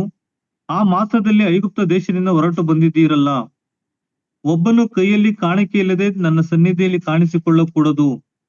ಅದಲ್ಲದೆ ನೀವು ಬಿತ್ತಿದ ಹೊಲದಲ್ಲಿ ಪ್ರಥಮ ಫಲವು ದೊರೆತಾಗ ಸುಗ್ಗಿಯ ಜಾತ್ರೆಯನ್ನು, ಹೊಲ ತೋಟಗಳ ಬೆಳೆಯನ್ನು ಕೂಡಿಸುವಾಗ, ಅಂದರೆ ವರುಷದ ಕೊನೆಯಲ್ಲಿ ಫಲಸಂಗ್ರಹ ಜಾತ್ರೆಯನ್ನು ಆಚರಿಸಬೇಕು. ವರ್ಷಕ್ಕೆ 3 ಆವರ್ತಿ ನಿಮ್ಮಲ್ಲಿರುವ ಗಂಡಸರೆಲ್ಲರೂ ಕರ್ತನಾದ ಯೆಹೋವನ ಸನ್ನಿಧಿಗೆ ಬರಬೇಕು. ನನಗೆ ಯಜ್ಞವನ್ನು ಮಾಡುವಾಗ ಆ ಯಜ್ಞ ಪಶುವಿನ ರಕ್ತದೊಡನೆ ಹುಳಿಯಾದ ಹಿಟ್ಟನ್ನು ಸಮರ್ಪಿಸಬಾರದು. ನನ್ನ ಜಾತ್ರೆಯಲ್ಲಿ ನೀವು ನನಗೆ ಸಮರ್ಪಿಸಬೇಕಾದ ಪಶುವಿನ ವಪೆಯನ್ನು ಮಾರನೇ ದಿನದವರೆಗೂ ಇಡಲೇಬಾರದು. ನಿಮ್ಮ ಬೆಳೆಯ ಪ್ರಥಮ ಫಲದಲ್ಲಿ ಉತ್ಕೃಷ್ಟವಾದದ್ದನ್ನು ನಿಮ್ಮ ದೇವರಾದ ಯೆಹೋವನ ಮಂದಿರಕ್ಕೆ ತರಬೇಕು. ಆಡು ಮರಿಯನ್ನು ಅದರ ತಾಯಿಯ ಹಾಲಿನಲ್ಲಿ ಬೇಯಿಸಬಾರದು. Here is statutes concerning annual festivals of Israel. ಇಸ್ರಾಯೇಲರು ಆಚರಿಸಬೇಕಾದಂತ ವಾರ್ಷಿಕ ಹಬ್ಬಗಳ ಕುರಿತಾದಂತಹ ಆಜ್ಞೆಗಳು ಇಲ್ಲಿರುವುದನ್ನು ನಾವು ಕಾಣುತ್ತೇವೆ. Mostly agricultural festivals to be held annually. ಮತ್ತು ಪ್ರತಿ ವರ್ಷವೂ ಆ ಸುಗ್ಗಿಯ ವರ್ಷ ಹಬ್ಬವನ್ನು ಆಚರಿಸಬೇಕು ಎಂಬುದಾಗಿ ನಾವು ಕಾಣುತ್ತೇವೆ. Is related to their agriculture. ಇದು ಅವರ ವ್ಯವಸಾಯಕ್ಕೆ ಸಂಬಂಧಪಟ್ಟದ್ದು. First one is the feast of the unleavened bread. 4 ಹಬ್ಬಗಳನ್ನು ನಾವು ಕಾಣುತ್ತೇವೆ. ಅದರಲ್ಲಿ ಮೊದಲನೇದು ಹುಳಿ ಇಲ್ಲದ ರೊಟ್ಟಿಗಳ ಹಬ್ಬ, ಜಾತ್ರೆ. It is done in the month of Abib. It comes about March to April. Habib ಮಾಸದಲ್ಲಿ ಅದನ್ನ ಆಚರಿಸಬೇಕು. ಅದನ್ನ ಮಾರ್ಚ್ ಮತ್ತು ಏಪ್ರಿಲ್ ತಿಂಗಳುಗಳ ಮಧ್ಯದಲ್ಲಿ ಬರುವುದನ್ನು ನಾವು ಕಾಣುತ್ತೇವೆ. Time of the barley harvest. Barley ಬೆಳೆಯ ಸುಗ್ಗಿಯ ಕಾಲ ಅದಾಗಿರುತ್ತದೆ. The second one is the feast of the harvest. ಎರಡನೆಯ ಹಬ್ಬ ಹುಳಿ feast of harvest. ಸುಗ್ಗಿಯ ಜಾತ್ರೆ. Yeah, it is at the springtime, at the beginning of the wheat harvest. ಅದು ಒಂದು ವಸಂತ ಕಾಲವಾಗಿರುತ್ತದೆ ಮತ್ತು ಆ ಗೋಧಿ ಬೆಳೆಯ ಸುಗ್ಗಿಯ ಕಾಲ. when the first fruit of the crop were to be given to the Lord. ಆಗ ಬೆಳೆಯ ಪ್ರಥಮ ಫಲವನ್ನ ದೇವರಿಗೆ ತಂದು ಅರ್ಪಿಸಬೇಕು. The third one is the feast of ingathering in early autumn, that is September or October. ಮತ್ತು ಮೂರನೆಯ ವರ್ಷದ ಕೊನೆಯಲ್ಲಿ ಕೂಡಿ ಬರುವಂತಹ ಹಬ್ಬವಾಗಿರುತ್ತದೆ. ಅದು ಸೆಪ್ಟೆಂಬರ್ ಮತ್ತು ಅಕ್ಟೋಬರ್ ಆ ಚಳಿಗಾಲದ ಮುಂಚೆ ಬರುವಂತಹ ಹಬ್ಬಗಳು. The first festival or feast is a reminder of how hastily they came out from Egypt. ಮೊದಲನೆಯ ಆ ಹಬ್ಬವು ಹುಳಿ ಇಲ್ಲದ ರೊಟ್ಟಿಗಳನ್ನು ತಿನ್ನಬೇಕಾದ ಜಾತ್ರೆಯ ಹಬ್ಬ. ಅದು ಎಷ್ಟು ಆತುರಾತುರವಾಗಿ ಇಸ್ರಾಯೇಲರು ಐಗುಪ್ತ ದೇಶದಿಂದ ಹೊರಟು ಬಂದರು ಎಂಬುದನ್ನು ಸೂಚಿಸುವಂತದ್ದು, ಜ್ಞಾಪಕಕ್ಕೆ ತರುವಂತದ್ದಾಗಿರುತ್ತದೆ. Read Exodus chapter 12, 15 to 20. ವಿಮೋಚನ ಕಾಂಡ 12ನೇ ಅಧ್ಯಾಯ 15ರಿಂದ 20ನೇ ವಚನಗಳವರೆಗೆ ದಯಮಾಡಿ ಓದ್ರಿ. ವಿಮೋಚನ ಕಾಂಡ 12ನೇ ಅಧ್ಯಾಯ 15ರಿಂದ 20. 7 ದಿವಸ ನೀವು ಹುಳಿ ಇಲ್ಲದ ರೊಟ್ಟಿಗಳನ್ನು ತಿನ್ನಬೇಕು. ಮೊದಲನೆಯ ದಿನದಲ್ಲಿಯೇ ಹುಳಿ ಹಿಟ್ಟನ್ನೆಲ್ಲ ನಿಮ್ಮ ಮನೆಯೊಳಗಿಂದ ತೆಗೆದು ಬಿಡಬೇಕು. ಆ ದಿವಸ ಮೊದಲುಗೊಂಡು 7 ದಿವಸಗಳೊಳಗೆ ಯಾವನಾದರೂ ಹುಳಿ ಬೆರೆಸಿದ್ದನ್ನು ತಿಂದರೆ ಅವನು ಇಸ್ರಾಯೇಲರಿಂದ ತೆಗೆದು ಹಾಕಲ್ಪಡಬೇಕು. ಮೊದಲನೆಯ ದಿವಸದಲ್ಲಿ ದೇವರಾಧನೆಗಾಗಿ ಕೂಡಬೇಕು. 7ನೆಯ ದಿನದಲ್ಲಿಯೂ ದೇವರಾಧನೆಗಾಗಿ ಸಭೆ ಕೂಡಬೇಕು. ಈ 2 ದಿವಸಗಳಲ್ಲಿ ಯಾವ ಕೆಲಸವನ್ನು ಮಾಡಕೂಡದು. ಊಟಕ್ಕೆ ಬೇಕಾದದನ್ನು ಮಾಡಬಹುದೇ ಹೊರತು ಬೇರೆ ಯಾವ ಕೆಲಸವನ್ನು ಮಾಡಕೂಡದು. ಹುಳಿ ಇಲ್ಲದ ರೊಟ್ಟಿಗಳನ್ನು ತಿನ್ನಬೇಕಾದ ಆಚರಣೆಯನ್ನು ನೀವು ಕೈಕೊಳ್ಳಬೇಕು. ಈ ದಿನದಲ್ಲಿಯೇ ನಾನು ನಿಮಗೆ ಸೈನ್ಯವನ್ನು ಐಗುಪ್ತ ದೇಶದೊಳಗಿಂದ ಹೊರಗೆ ಬರಮಾಡಿದ್ದರಿಂದ ನೀವು ನಿಮ್ಮ ಸಂತತಿಯವರು ಈ ದಿನವನ್ನು ಆಚರಣೆಗೆ ತರಬೇಕು. ಇದು ಶಾಶ್ವತವಾದ ನಿಯಮ. It reminds them how hastily they came out from Egypt in that night. ಹುಳಿ ಇಲ್ಲದ ರೊಟ್ಟಿಗಳ ಆ ಜಾತ್ರೆ ಎಷ್ಟು ಆತುರಾತುರವಾಗಿ ಆ ರಾತ್ರಿಯ ವೇಳೆಯಲ್ಲಿ ಐಗುಪ್ತ ದೇಶದಿಂದ ಇಸ್ರಾಯೇಲರು ಹೊರಟು ಬಂದರು ಎಂಬುದನ್ನು ಅವರ ಜ್ಞಾಪಕಕ್ಕೆ ತರುವಂತದ್ದಾಗಿರುತ್ತದೆ. Also how God preserved them from the last plague, the death of the firstborn. ಮತ್ತು ದೇವರು ಅವರನ್ನ ಕೊನೆಯ ಉಪದ್ರವವಾದಂತಹ ಚೊಚ್ಚಲು ಮಕ್ಕಳ ಸಂಹಾರದಿಂದ ಅವರನ್ನ ಸಂರಕ್ಷಿಸಿದರು ಇಸ್ರಾಯೇಲರನ್ನ ಎಂಬುದನ್ನ ನೆನಪಿಗೆ ತರುವಂತದ್ದಾಗಿದೆ. The second feast is where they need to take 2 loaves made of grain presented to the Lord, called Feast of Weeks also. ಎರಡನೆಯ ಹಬ್ಬ ಅದು ಸುಗ್ಗಿಯ ಜಾತ್ರೆ ಎಂಬುದಾಗಿ ಹೇಳುವಾಗ, ಈ ಜಾತ್ರೆಯಲ್ಲಿ ಅವರು ತಮ್ಮ ಕಾಳುಗಳಿಂದ ಸಿದ್ಧಪಡಿಸಿದಂತಹ 2 ರೊಟ್ಟಿಗಳನ್ನ ತೆಗೆದುಕೊಂಡು ಹೋಗಿ ದೇವರಿಗೆ ಸಮರ್ಪಿಸಬೇಕು. ಇದು ಅವರ ಪ್ರಥಮ ಫಲವಾಗಿ ದೇವರಿಗೆ ಸಮರ್ಪಿಸಬೇಕಾದಂತಹ ಸುಗ್ಗಿಯ ಜಾತ್ರೆ. It was celebrated 7th week, in other words 50th day. ಅದು 7ನೆಯ ವಾರದಲ್ಲಿ, ವರ್ಷದ 7ನೆಯ ವಾರದಲ್ಲಿ ಆಚರಿಸಬೇಕು ಅಥವಾ 50ನೆಯ ದಿನದಲ್ಲಿ ಅದನ್ನು ಆಚರಿಸಲ್ಪಡಬೇಕು. After the feast of the unleavened bread. ಆ ಹುಳಿ ಇಲ್ಲದ ರೊಟ್ಟಿಯನ್ನ ಜಾತ್ರೆಯನ್ನ ಆಚರಿಸಿದ 50ನೆಯ ದಿನದಲ್ಲಿ ಅಥವಾ 7ನೆಯ ವಾರದ ಕೊನೆಯ ದಿನದಲ್ಲಿ. In the New Testament it is called the day of Pentecost. ಹೊಸ ಒಡಂಬಡಿಕೆಯಲ್ಲಿ ಇದನ್ನು ನಾವು ಪಂಚಶತಮ ಅಂದ್ರೆ 50ನೆಯ ದಿನ. That is the day, that is 40 days Jesus Christ was in this world appearing to the disciples. He ascended to heaven 10 days later. That makes it 50 days when the Holy Spirit came and the church was formed.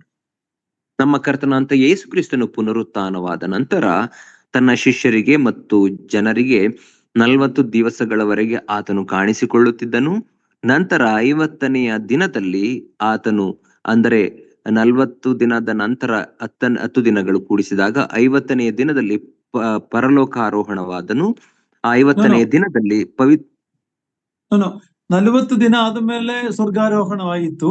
ಅದಾದ ಮೇಲೆ 50 ಇನ್ನೂ 10 ದಿನ ಆದ ಮೇಲೆ ಪವಿತ್ರಾತ್ಮನು ಬಂದಿದೆ. That is Pentecost or 50th day. Got it, uncle.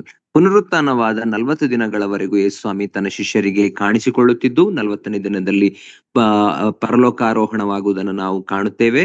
ಪರಲೋಕಾರೋಹಣವಾದ 10 ದಿನಗಳ ನಂತರ, ಅಂದರೆ ಯೇಸು ಕ್ರಿಸ್ತನ ಪುನರುತ್ಥಾನದ 50ನೆಯ ದಿನದಲ್ಲಿ ಪವಿತ್ರಾತ್ಮನು ಬಂದದ್ದನ್ನು ನಾವು ಕಾಣುತ್ತೇವೆ. The third festival is the feast of ingathering. ಮೂರನೆಯ ಜಾತ್ರೆ ಅಥವಾ ಹಬ್ಬ ಅದು ಗಂಡಸರೆಲ್ಲರೂ ಯೆಹೋವನ ಸನ್ನಿಧಿಯಲ್ಲಿ ಕೂಡಿಕೊಳ್ಳುವಂತಹ ಹಬ್ಬ. It is also called the feast of tabernacle or feast of booths. ಅದನ್ನ ನಾವು ಪರ್ಣಶಾಲೆಗಳ ಹಬ್ಬ ಎಂಬುದಾಗಿ ನಾವು ನೋಡುತ್ತೇವೆ. ಇಸ್ರಾಯೇಲರೆಲ್ಲರೂ ಹಸಿರು ಎಲೆಗಳಿಂದ ಒಂದು ಬೂತ್ಗಳನ್ನ ಅಥವಾ ಗುಡಿಸಲುಗಳನ್ನ ಮಾಡಿಕೊಳ್ಳಬೇಕಾದಂತ ಅದರಲ್ಲಿ ವಾಸಿಸಬೇಕಾದಂತಹ ಜಾತ್ರೆ. This reminds them about their life in the wilderness. Also, it reminds about how they will be living in millennium also. ಇದು ಇಸ್ರಾಯೇಲರ ಅರಣ್ಯವಾಸವನ್ನ ನೆನಪಿಗೆ ತರುವಂತದ್ದಾಗಿರುತ್ತದೆ ಮತ್ತು ಯೇಸು ಕ್ರಿಸ್ತನ 1000 ವರ್ಷದ ಆಳ್ವಿಕೆಯ ದಿನಗಳಲ್ಲಿ ಇಸ್ರಾಯೇಲರು ಹೇಗೆ ಜೀವಿಸುತ್ತಾರೆ ಎಂಬುದನ್ನು ಸಹ ಅದು ಸೂಚಿಸುವಂತದ್ದಾಗಿದೆ. God preserved them, kept them safe in the wilderness journey and also in the millennium, how Israel will dwell safely. ದೇವರು ಇಸ್ರಾಯೇಲರನ್ನ 40 ವರ್ಷಗಳ ಅರಣ್ಯ ಪ್ರಯಾಣದಲ್ಲಿ ಅವರನ್ನ ಸಂರಕ್ಷಿಸಿದನು ಮತ್ತು ಅದೇ ರೀತಿಯಲ್ಲಿ ಕರ್ತನಾದಂತ ಯೇಸು ಕ್ರಿಸ್ತನ 1000 ವರ್ಷದ ಆಳ್ವಿಕೆಯಲ್ಲಿಯೂ ಸಹ ಅವರನ್ನ ಕಾಪಾಡುತ್ತಾನೆ ಎಂಬುದರ ಸೂಚನೆ ಇದಾಗಿತ್ತು ಪರ್ಣಶಾಲೆಗಳ ಹಬ್ಬ. And in this instruction, 3 times a year all adult male should gather in Israel.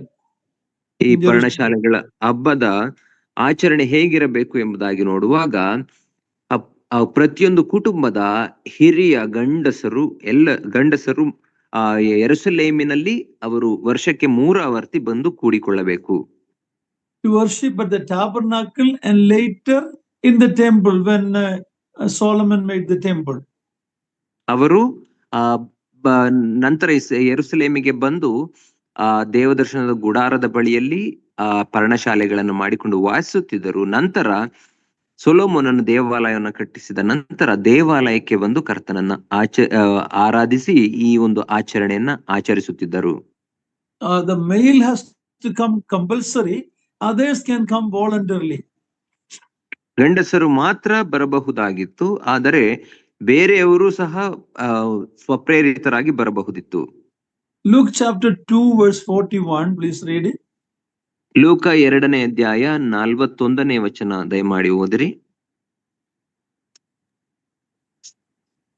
ಲೂಕ 2:41. ಆತನ ತಂದೆ ತಾಯಿಗಳು ಪ್ರತಿ ವರ್ಷವೂ ಪಸ್ಕಾ ಹಬ್ಬದ ಜಾತ್ರೆಗೆ ಯೆರೂಸಲೇಮಿಗೆ ಹೋಗುತ್ತಿದ್ದರು. Here we see Joseph and Mary with Jesus as a young boy, following this instruction. So others can also join voluntarily, but men has to gather 3 times a year. ಈ ವಚನ ಭಾಗದಲ್ಲಿ ಯೇಸು ಕ್ರಿಸ್ತನ ತಂದೆ ತಾಯಿಗಳಾದಂತಹ ಯೋಸೇಫನು ಮತ್ತು ಮರಿಯಳು ಈ ಆಚರಣೆಯನ್ನ ಮಾಡ್ಲಿಕ್ಕಾಗಿ ಹೋಗುವುದನ್ನು ನಾವು ಕಾಣುತ್ತೇವೆ.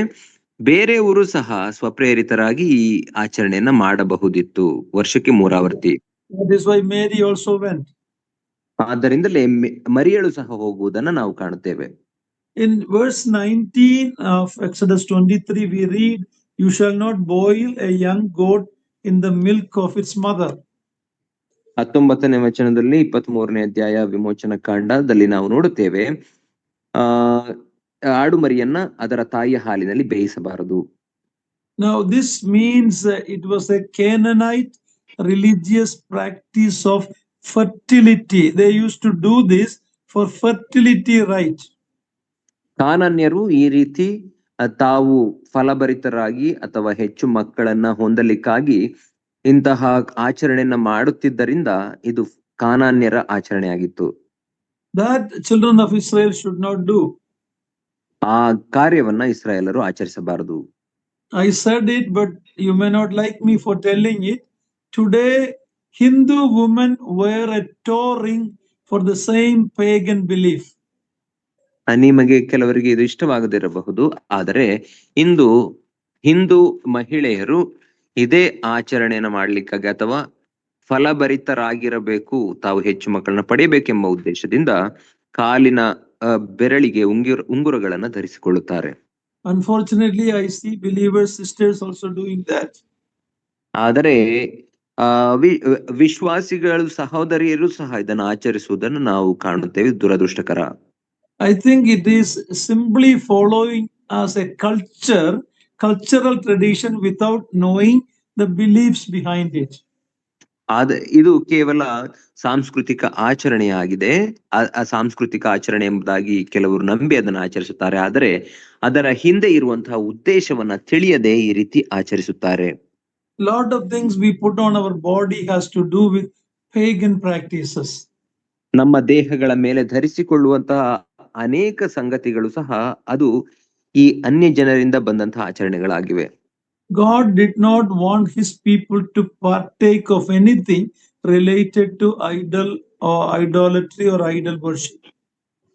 ದೇವರು ತನ್ನ ಮಕ್ಕಳು ಎಂದಿಗೂ ವಿಗ್ರಹ ಆರಾಧನೆಗೆ ಸಂಬಂಧಪಟ್ಟದ್ದಾಗಲಿ ಅಥವಾ ವಿಗ್ರಹ ಆರಾಧನೆಗೆ ಸಂಬಂಧಪಟ್ಟ ಯಾವ ವಿಷಯವನ್ನು ಸಹ ಆಚರಿಸಬಾರದು ಎಂಬುದಾಗಿ ಬಯಸುತ್ತಾನೆ. Our body is the temple of the living God. ಯಾಕಂದರೆ ನಮ್ಮ ದೇಹಗಳು ಜೀವ ಸ್ವರೂಪನಾದಂತಹ ದೇವರ ಆಲಯಗಳಾಗಿವೆ. When I taught it to the sisters, I have seen some sisters realize that these are pagan practice and they have removed it. But yet others say, no, it is our Kannada culture. ಕೆಲವು ಸಹೋದರಿಯರು ಈ ಒಂದು ನನ್ನ ಬೋಧನೆಯನ್ನ ಕೇಳಿದಾಗ ಕೆಲವರು ಅದನ್ನ ಕೈಕೊಂಡು ತಮ್ಮ ಆಚರಣೆಗಳನ್ನು ನಿಲ್ಲಿಸಿ ತಮ್ಮ ದೇಹದಿಂದ ಅಂತಹ ಗುರುತುಗಳನ್ನ ತೆಗೆದದ್ದನ್ನ ನಾನು ಕಂಡಿದ್ದೇನೆ. ಆದರೆ ಇನ್ನು ಕೆಲವರು ಇದು ನಮ್ಮ ಸಾಂಸ್ಕೃತಿಕ ಆಚರಣೆ ಎಂಬುದಾಗಿ ಆಚರಿಸುವುದನ್ನ ಅದನ್ನ ಇನ್ನೂ ಬಿಡದೇ ಇರುವುದನ್ನ ನಾನು ನೋಡಿದ್ದೇನೆ. ನಿರಂಜನ್, ಒಂದು ವಿಷಯ ನಾನು ಕರೆಕ್ಟ್ ಮಾಡ್ಲಿಕ್ಕೆ, ಇದು ನನ್ನ ಬೋಧನೆ ಅಲ್ಲ, it is a biblical teaching. ಸತ್ಯವೇದದ ಈ ಬೋಧನೆ ಇದಾಗಿದೆ, ಇದು ನನ್ನ ವೈಯಕ್ತಿಕವಾದಂತಹ ಬೋಧನೆ ಅಲ್ಲ. Leaven should not be there, it should be purged, we read. ನಾವು ಹುಳಿಯನ್ನ ಬೆರೆಸಬಾರದು, ಹುಳಿಯನ್ನ ತೆಗೆದು ಹಾಕಬೇಕು ಎಂಬುದಾಗಿ ಅಲ್ಲಿ ನಾವು ಓದುತ್ತೇವೆ.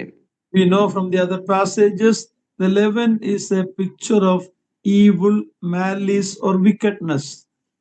ನಾವು ಇತರ ವಚನ ಭಾಗಗಳಿಂದ ಅರ್ಥ ಮಾಡಿಕೊಳ್ಳುವುದೇನೆಂದರೆ, ಹುಳಿ ಎಂಬುದಾಗಿ ಹೇಳುವಾಗ ಅದು ದುಷ್ಟತನವಾಗಿದೆ, ಅದು ಪಾಪಕ್ಕೆ ಸೂಚನೆಯಾಗಿದೆ. Read verse 20 and 21. 20 ಮತ್ತು 21ನೇ ವಚನವನ್ನು ದಯಮಾಡಿ ಓದಿರಿ. ಇಗೋ, ದಾರಿಯಲ್ಲಿ ನಿಮ್ಮನ್ನು ಕಾಪಾಡುವುದಕ್ಕೂ ನಾನು ಗೊತ್ತು ಮಾಡಿರುವ ಸ್ಥಳಕ್ಕೆ ಕರೆತರುವುದಕ್ಕೂ ದೂತನನ್ನು ನಿಮ್ಮ ಮುಂದುಗಡೆಯಲ್ಲಿ ಕಳುಹಿಸುತ್ತೇನೆ. ನೀವು ಆತನಲ್ಲಿ ಲಕ್ಷ್ಯವಿಟ್ಟು ಆತನ ಮಾತಿಗೆ ಕಿವಿಗೊಡಬೇಕು.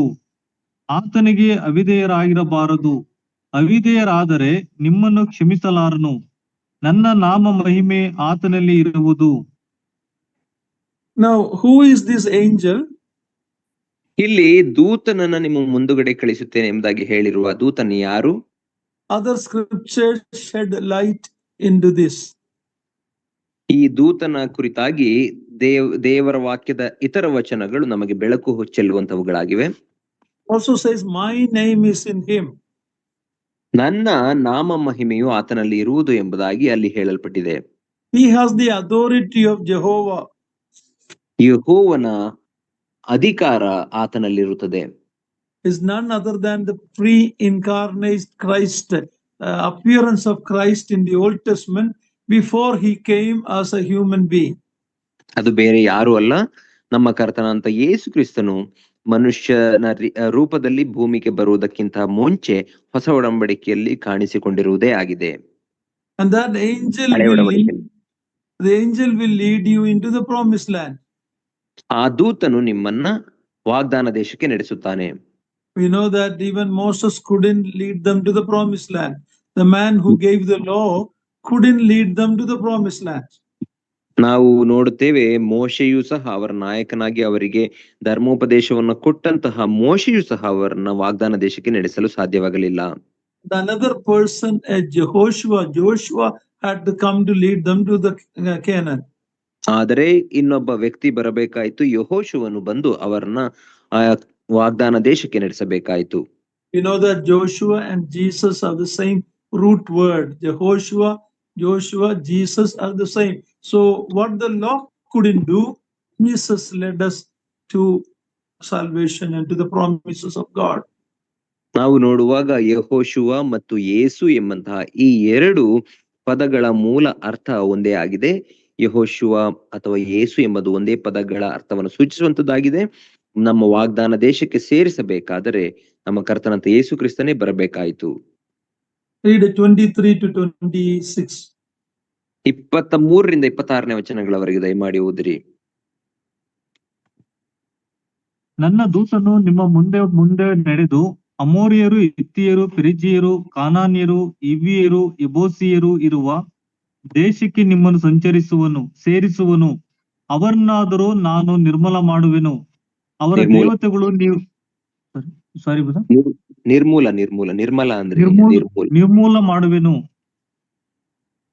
ಅವರ ದೇವತೆಗಳನ್ನು ನೀವು ನಮಸ್ಕರಿಸಲೂಬಾರದು, ಪೂಜಿಸಲೂಬಾರದು, ಅವರ ಆಚರಣೆಗಳನ್ನು ಅನುಸರಿಸಲೇಬಾರದು. ಆ ಜನಗಳನ್ನು ನಿರ್ಮೂಲ ಮಾಡಿ ವಿಗ್ರಹ ಸ್ತಂಭಗಳನ್ನು ನಾಶನ ಮಾಡಬೇಕು. ನಿಮ್ಮ ದೇವರಾದ ಯೆಹೋವನೊಬ್ಬನನ್ನೇ ಆರಾಧಿಸಬೇಕು. ಆಗ ಆತನು ನಿಮ್ಮ ಅನ್ನಪಾನಗಳನ್ನು ಆಶೀರ್ವದಿಸುವನು. ನಿಮ್ಮೊಳಗೆ ಯಾವ ವ್ಯಾಧಿಯೂ ಉಂಟಾಗದಂತೆ ಮಾಡುವೆನು. ನಿಮ್ಮ ದೇಶದಲ್ಲಿ ಗರ್ಭಸ್ರಾವವಾಗಲಿ ಬಂಜೆತನವಾಗಲಿ ಇರುವುದೇ ಇಲ್ಲ. ನಿಮಗೆ ಸಂಪೂರ್ಣವಾದ ಆಯುಸ್ಸನ್ನು ಕೊಡುವೆನು. 26. God told Israel that he intended to put the enemies out of the land, and that's because of their sin.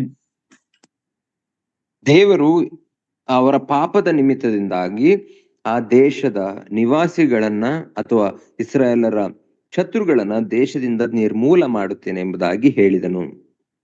And he tells them very clearly not to follow the pagan practices or pagan worship. ಮತ್ತು ಆ ಅನ್ಯ ಜನರ ಆಚರಣೆಗಳನ್ನಾಗಲಿ ಅವರ ವಿಗ್ರಹಗಳ ಪೂಜೆಯನ್ನಾಗಲಿ ಮಾಡಬಾರದೆಂಬುದಾಗಿ ಸ್ಪಷ್ಟವಾಗಿ ತಿಳಿಸಿದನು. God gave them clear direction to destroy their idols and their ಸ್ತಂಭಗಳು. ಅವರ ಸ್ತಂಭಗಳನ್ನ ಮತ್ತು ವಿಗ್ರಹಗಳನ್ನ ಸಂಪೂರ್ಣವಾಗಿ ನಿರ್ಮೂಲ ಮಾಡಬೇಕು, ನಾಶ ಮಾಡಬೇಕು ಎಂಬುದಾಗಿ ತಿಳಿಸಿದನು. Many people of other religions take this verse and see God wanted to destroy, and they can use it against us even today. But remember, this is the Creator God who is telling. God has no competition. He doesn't share his glory with idols. And only when you understand who the real God Creator is, you understand why he was giving this instruction to Israel. ಇಲ್ಲಿ ನೋಡುವಾಗ ಅನ್ಯ ಜನಗಳು ಈ ವಚನ ಭಾಗವನ್ನ ಉಪಯೋಗಿಸಿ ಇಸ್ರಾಯೇಲರಿಗೆ ವಿಶ್ವಾಸಿಗಳಿಗೆ ಆಕ್ರಮಣ ಮಾಡುವುದನ್ನು ನಾವು ಕಾಣುತ್ತೇವೆ. ನೋಡಿ, ನಿಮ್ಮ ದೇವರು ನಾಶ ಮಾಡಲು ಹೇಳುತ್ತಿದ್ದಾನೆ ಎಂಬುದಾಗಿ ತಪ್ಪು ಹೊರಿಸುವವರಾಗಿದ್ದಾರೆ. ಆದರೆ ನಾವು ಒಂದು ವಿಷಯವನ್ನು ಅರ್ಥ ಮಾಡಿಕೊಳ್ಳಬೇಕು. ಇಲ್ಲಿ ಮಾತನಾಡುತ್ತಿರುವಂತದ್ದು ಸೃಷ್ಟಿಕರ್ತನಾದಂತಹ ದೇವರು, ಎಲ್ಲದರ ಮೇಲೆ ಅಧಿಕಾರ ಹೊಂದಿರುವಂತಹ ದೇವರು ಆತನ ಆಗಿರುವುದರಿಂದ ಆತನಿಗೆ ಸರಿಸಮಾನನಾದ ದೇವರು ಯಾರೂ ಇಲ್ಲ. ಆದ್ದರಿಂದಲೇ ಆ ವಿಗ್ರಹಗಳನ್ನ ಸಂಹರಿಸಬೇಕು ಎಂಬುದಾಗಿ ಆತನು ಹೇಳುವಾತನಾಗಿದ್ದಾನೆ. ಆತನೊಬ್ಬನಿಗೆ ಆರಾಧನೆ, ಆತನೊಬ್ಬನಿಗೆ ಸ್ತುತಿ ಮಹಿಮೆ ಸಲ್ಲಿಸುವಂತದ್ದಾಗಿದೆ. God has no competition. ಆತನಿಗೆ ಸವಾಲು ಹಾಕುವಂತವರು ಯಾರು ಇಲ್ಲ, ಸರಿಸಮಾನರು ಯಾರು ಇಲ್ಲ. Doesn't share his glory with idols. ಆತನು ತನ್ನ ಮಹಿಮೆಯನ್ನ ವಿಗ್ರಹಗಳೊಟ್ಟಿಗೆ ಹಂಚಿಕೊಳ್ಳುವುದಿಲ್ಲ. This was a command given to Israel. We are not to go and destroy all the idols around us. It was something given to Israel. ಇದು ಇಸ್ರಾಯೇಲರಿಗೆ ಕೊಡಲ್ಪಟ್ಟಂತಹ ಆಜ್ಞೆಯಾಗಿತ್ತು. ನಾವು ನಮ್ಮ ಸುತ್ತಲಿರುವಂತಹ ವಿಗ್ರಹಗಳನ್ನ ನಾಶ ಮಾಡಲು ಹೋಗಬಾರದು, ಅದು ನಮಗೆ ಕೊಟ್ಟ ಆಜ್ಞೆ ಅಲ್ಲ. In the New Testament, we are to tell the excellencies of our Lord Jesus Christ. ಹೊಸ ಒಡಂಬಡಿಕೆಯಲ್ಲಿ ನಮ್ಮ ಕರ್ತನಾದಂತ ಯೇಸು ಕ್ರಿಸ್ತನ ಮಹಿಮೆ ಶ್ರೇಷ್ಠತೆಯನ್ನು ನಾವು ತಿಳಿಸುವವರಾಗಿರಬೇಕು. That will draw people to Christ. ಅದು ಜನರನ್ನ ಕ್ರಿಸ್ತನ ಬಳಿಗೆ ಎಳೆಯುವಂತದಾಗಿರುತ್ತದೆ. But this is a command given to Israel when they go to the land. Don't spare any of them. Those people were given enough years by God to repent from the time of Abraham. For those 400 years, they never repented. Their sin became more severe and horrible, and God was executing judgment against them through Israel as God's tool. ದೇವರು ಇಲ್ಲಿ ಈ ಅನ್ಯ ಜನಗಳನ್ನ ಸಂಪೂರ್ಣವಾಗಿ ನಿರ್ಮೂಲ ಮಾಡಿರಿ ಎಂಬುದಾಗಿ ಹಿಂದಿನ ಉದ್ದೇಶವೇನೆಂದರೆ, ದೇವರು ಈ ಅನ್ಯ ಜನಗಳಿಗೆ ಪಶ್ಚಾತ್ತಾಪ ಪಡಲು, ತಮ್ಮ ಪಾಪಗಳಿಂದ ತಿರುಗಿಕೊಂಡು ಆತನನ್ನ ಆರಾಧಿಸಲಿಕ್ಕೆ ಅನೇಕ ಅವಕಾಶಗಳನ್ನ ಕೊಟ್ಟದ್ದನ್ನ ನಾವು ನೋಡುತ್ತೇವೆ. ಆದರೆ ಸುಮಾರು 400 ವರ್ಷಗಳ ಕಾಲ how many years uncle? 400 years plus. ಸುಮಾರು 400 ವರ್ಷಗಳಿಗೂ ಹೆಚ್ಚು ಕಾಲ ಅವರಿಗೆ ಪಶ್ಚಾತ್ತಾಪ ಪಡಲು, ತನ್ನ ಕಡೆ ತಿರುಗಿಕೊಳ್ಳಲು ಅವಕಾಶ ಕೊಟ್ಟದನ್ನ ನಾವು ನೋಡುತ್ತೇವೆ. ಆದರೆ ಈ ಜನರು ಅದನ್ನ ಮಾಡದೆ ತಮ್ಮ ವ್ಯರ್ಥ ಆಚಾರಗಳನ್ನ, ತಮ್ಮ ಆ ವಿಗ್ರಹಾರಾಧನೆಯನ್ನ, ಮಕ್ಕಳನ್ನ ಬಲಿ ಕೊಡುವಂತ ಇನ್ನೂ ಅನೇಕ ಅಪರಾಧಗಳನ್ನ ಮಾಡಿದ್ದರಿಂದಲೇ ದೇವರು ಅವರನ್ನ ಸಂಪೂರ್ಣವಾಗಿ ನಿರ್ಮೂಲ ಮಾಡಬೇಕೆಂಬುದಾಗಿ ಇಸ್ರಾಯೇಲರಿಗೆ ಮಾತ್ರ ಕೊಟ್ಟಂತ ಆಜ್ಞೆ ಅದಾಗಿತ್ತು. It is God who is executing the judgment. Israel was merely God's tools. ಇದು ದೇವರು ಮಾಡುತ್ತಿರುವಂತಹ ಶಿಕ್ಷೆಯಾಗಿತ್ತು, ಇಸ್ರಾಯೇಲರಲ್ಲ. ಆದರೆ ಇಸ್ರಾಯೇಲರು ದೇವರ ಕೈಯಲ್ಲಿರುವಂತಹ ಆಯುಧಗಳಾಗಿದ್ದರಷ್ಟೇ. In these verses we read, we also read about the material prosperity and well-being God promised Israel. That promise is not given to the New Testament church. We are given spiritual blessings, not material blessings. We cannot apply that to the church. ಈ ವಚನ ಭಾಗಗಳಲ್ಲಿ ದೇವರು ಅವರಿಗೆ ಲೌಕಿಕವಾದಂತಹ ಆಶೀರ್ವಾದಗಳನ್ನು, ಅಭಿವೃದ್ಧಿಯನ್ನು ಸಹ ವಾಗ್ದಾನ ಮಾಡಿರುವುದನ್ನು ನಾವು ಕಾಣುತ್ತೇವೆ. ಈ ವಾಗ್ದಾನ ಕೇವಲ ಇಸ್ರಾಯೇಲರಿಗೆ ಮಾಡಲ್ಪಟ್ಟದ್ದಾಗಿದೆಯೇ ಹೊರತು ಹೊಸ ಒಡಂಬಡಿಕೆಯ ವಿಶ್ವಾಸಿಗಳ ಅಂತ ನಮಗೆ ಮಾಡಲ್ಪಟ್ಟಂತದ್ದಲ್ಲ. Read 27 to the last verse 33. 27ರಿಂದ 33ನೇ ವಚನಗಳವರೆಗೆ ದಯಮಾಡಿ ಓದಿರಿ. ನೀವು ಹೋಗುವ ಎಲ್ಲಾ ಕಡೆಯಲ್ಲಿಯೂ ನಾನು ಜನಗಳ ಮನಸ್ಸಿನಲ್ಲಿ ಹೆದರಿಕೆಯನ್ನು ಹುಟ್ಟಿಸಿ ಕಳವಳವನ್ನು ಉಂಟು ಮಾಡಿ ನಿಮ್ಮನ್ನು ವಿರೋಧಿಸುವವರನ್ನು ಓಡಿ ಹೋಗುವಂತೆ ಮಾಡುವೆನು. ಅದಲ್ಲದೆ ಕಡಜದ ಹುಳಗಳನ್ನು ನಿಮ್ಮ ಮುಂಚಿತವಾಗಿ ಕಳಿಸುವೆನು. ಹಿವ್ವಿಯರು, ಕಾನಾನ್ಯರು, ಹಿತ್ತಿಯರು ನಿಮ್ಮ ಮುಂದೆ ನಿಲ್ಲದಂತೆ ಅವು ಅವರನ್ನು ಓಡಿಸಿ ಬಿಡುವವು. ಆದರೆ ನಾನು ಒಂದೇ ವರುಷದೊಳಗೆ ಅವರೆಲ್ಲರನ್ನೂ ಅಲ್ಲಿಂದ ಹೊರಡಿಸುವುದಿಲ್ಲ. ಯಾಕಂದರೆ ದೇಶದಲ್ಲಿ ಜನರು ಕಡಿಮೆಯಾಗುವುದರಿಂದ ಕಾಡು ಮೃಗಗಳು ಹೆಚ್ಚಿ ನಿಮಗೆ ತೊಂದರೆಗೆ ಕಾರಣವಾದೀತು. ನೀವು ಅಭಿವೃದ್ಧಿಯಾಗಿ ದೇಶದಲ್ಲೆಲ್ಲ ತುಂಬಿಕೊಳ್ಳುವ ತನಕ ಅವರನ್ನು ಸ್ವಲ್ಪ ಸ್ವಲ್ಪವಾಗಿ ಹೊರಡಿಸುತ್ತಿರುವೆನು. ಕೆಂಪು ಸಮುದ್ರದಿಂದ ಫಿಲಿಸ್ಟಿಯರ ದೇಶದ ಬಳಿಯಲ್ಲಿರುವ ಸಮುದ್ರದವರೆಗೂ ಮತ್ತು ಈ ಅರಣ್ಯದಿಂದ ಯುಫ್ರೋಟಿಸ್ ಮಹಾನದಿಯವರೆಗೂ ಇರುವ ಎಲ್ಲಾ ದೇಶವನ್ನೆಲ್ಲ ನಿಮಗೆ ನೇಮಿಸಿ ಅದರಲ್ಲಿರುವ ನಿವಾಸಿಗಳನ್ನು ನಿಮಗೆ ಅಧೀನಪಡಿಸುವೆನು. ನೀವು ಅವರನ್ನು ಹೊರಡಿಸುವಿರಿ. ನೀವು ಅವರೊಡನೆಯಾಗಲಿ ಅವರ ದೇವತೆಗಳೊಡನೆಯಾಗಲಿ ಯಾವ ವಿಧವಾದ ಒಡಂಬಡಿಕೆಯನ್ನು ಮಾಡಿಕೊಳ್ಳಬಾರದು. ಅವರು ನಿಮ್ಮ ದೇಶದಲ್ಲೇ ವಾಸವಾಗಿರಬಾರದು. ವಾಸವಾಗಿದ್ದರೆ ನನಗೆ ವಿರೋಧವಾಗಿ ನಿಮ್ಮಲ್ಲಿ ದ್ರೋಹ ಬುದ್ಧಿಯನ್ನು ಹುಟ್ಟಿಸಾರು. ನೀವು ಅವರ ದೇವತೆಗಳನ್ನು ಪೂಜಿಸಿದರೆ ಆ ಪೂಜೆಯು ನಿಮಗೆ ಉರುಲಾಗುವುದು. Yeah, God is telling Israel that it is his intention to put them in the land and make it their land. ದೇವರು ಇಸ್ರಾಯೇಲರಿಗೆ ಸ್ಪಷ್ಟವಾಗಿ ತಿಳಿಸುತ್ತಿದ್ದಾನೆ. ಏನೆಂದರೆ ಇದು ಆತನ ಉದ್ದೇಶವಾಗಿದೆ, ಇಸ್ರಾಯೇಲರನ್ನ ಈ ದೇಶಕ್ಕೆ ತಂದು ಅಲ್ಲಿ ನೆಲೆಗೊಳಿಸಬೇಕು ಎಂಬಂಥದ್ದು. All the problem we see in the Middle East is because people don't believe the word of God that the land was given to Israel.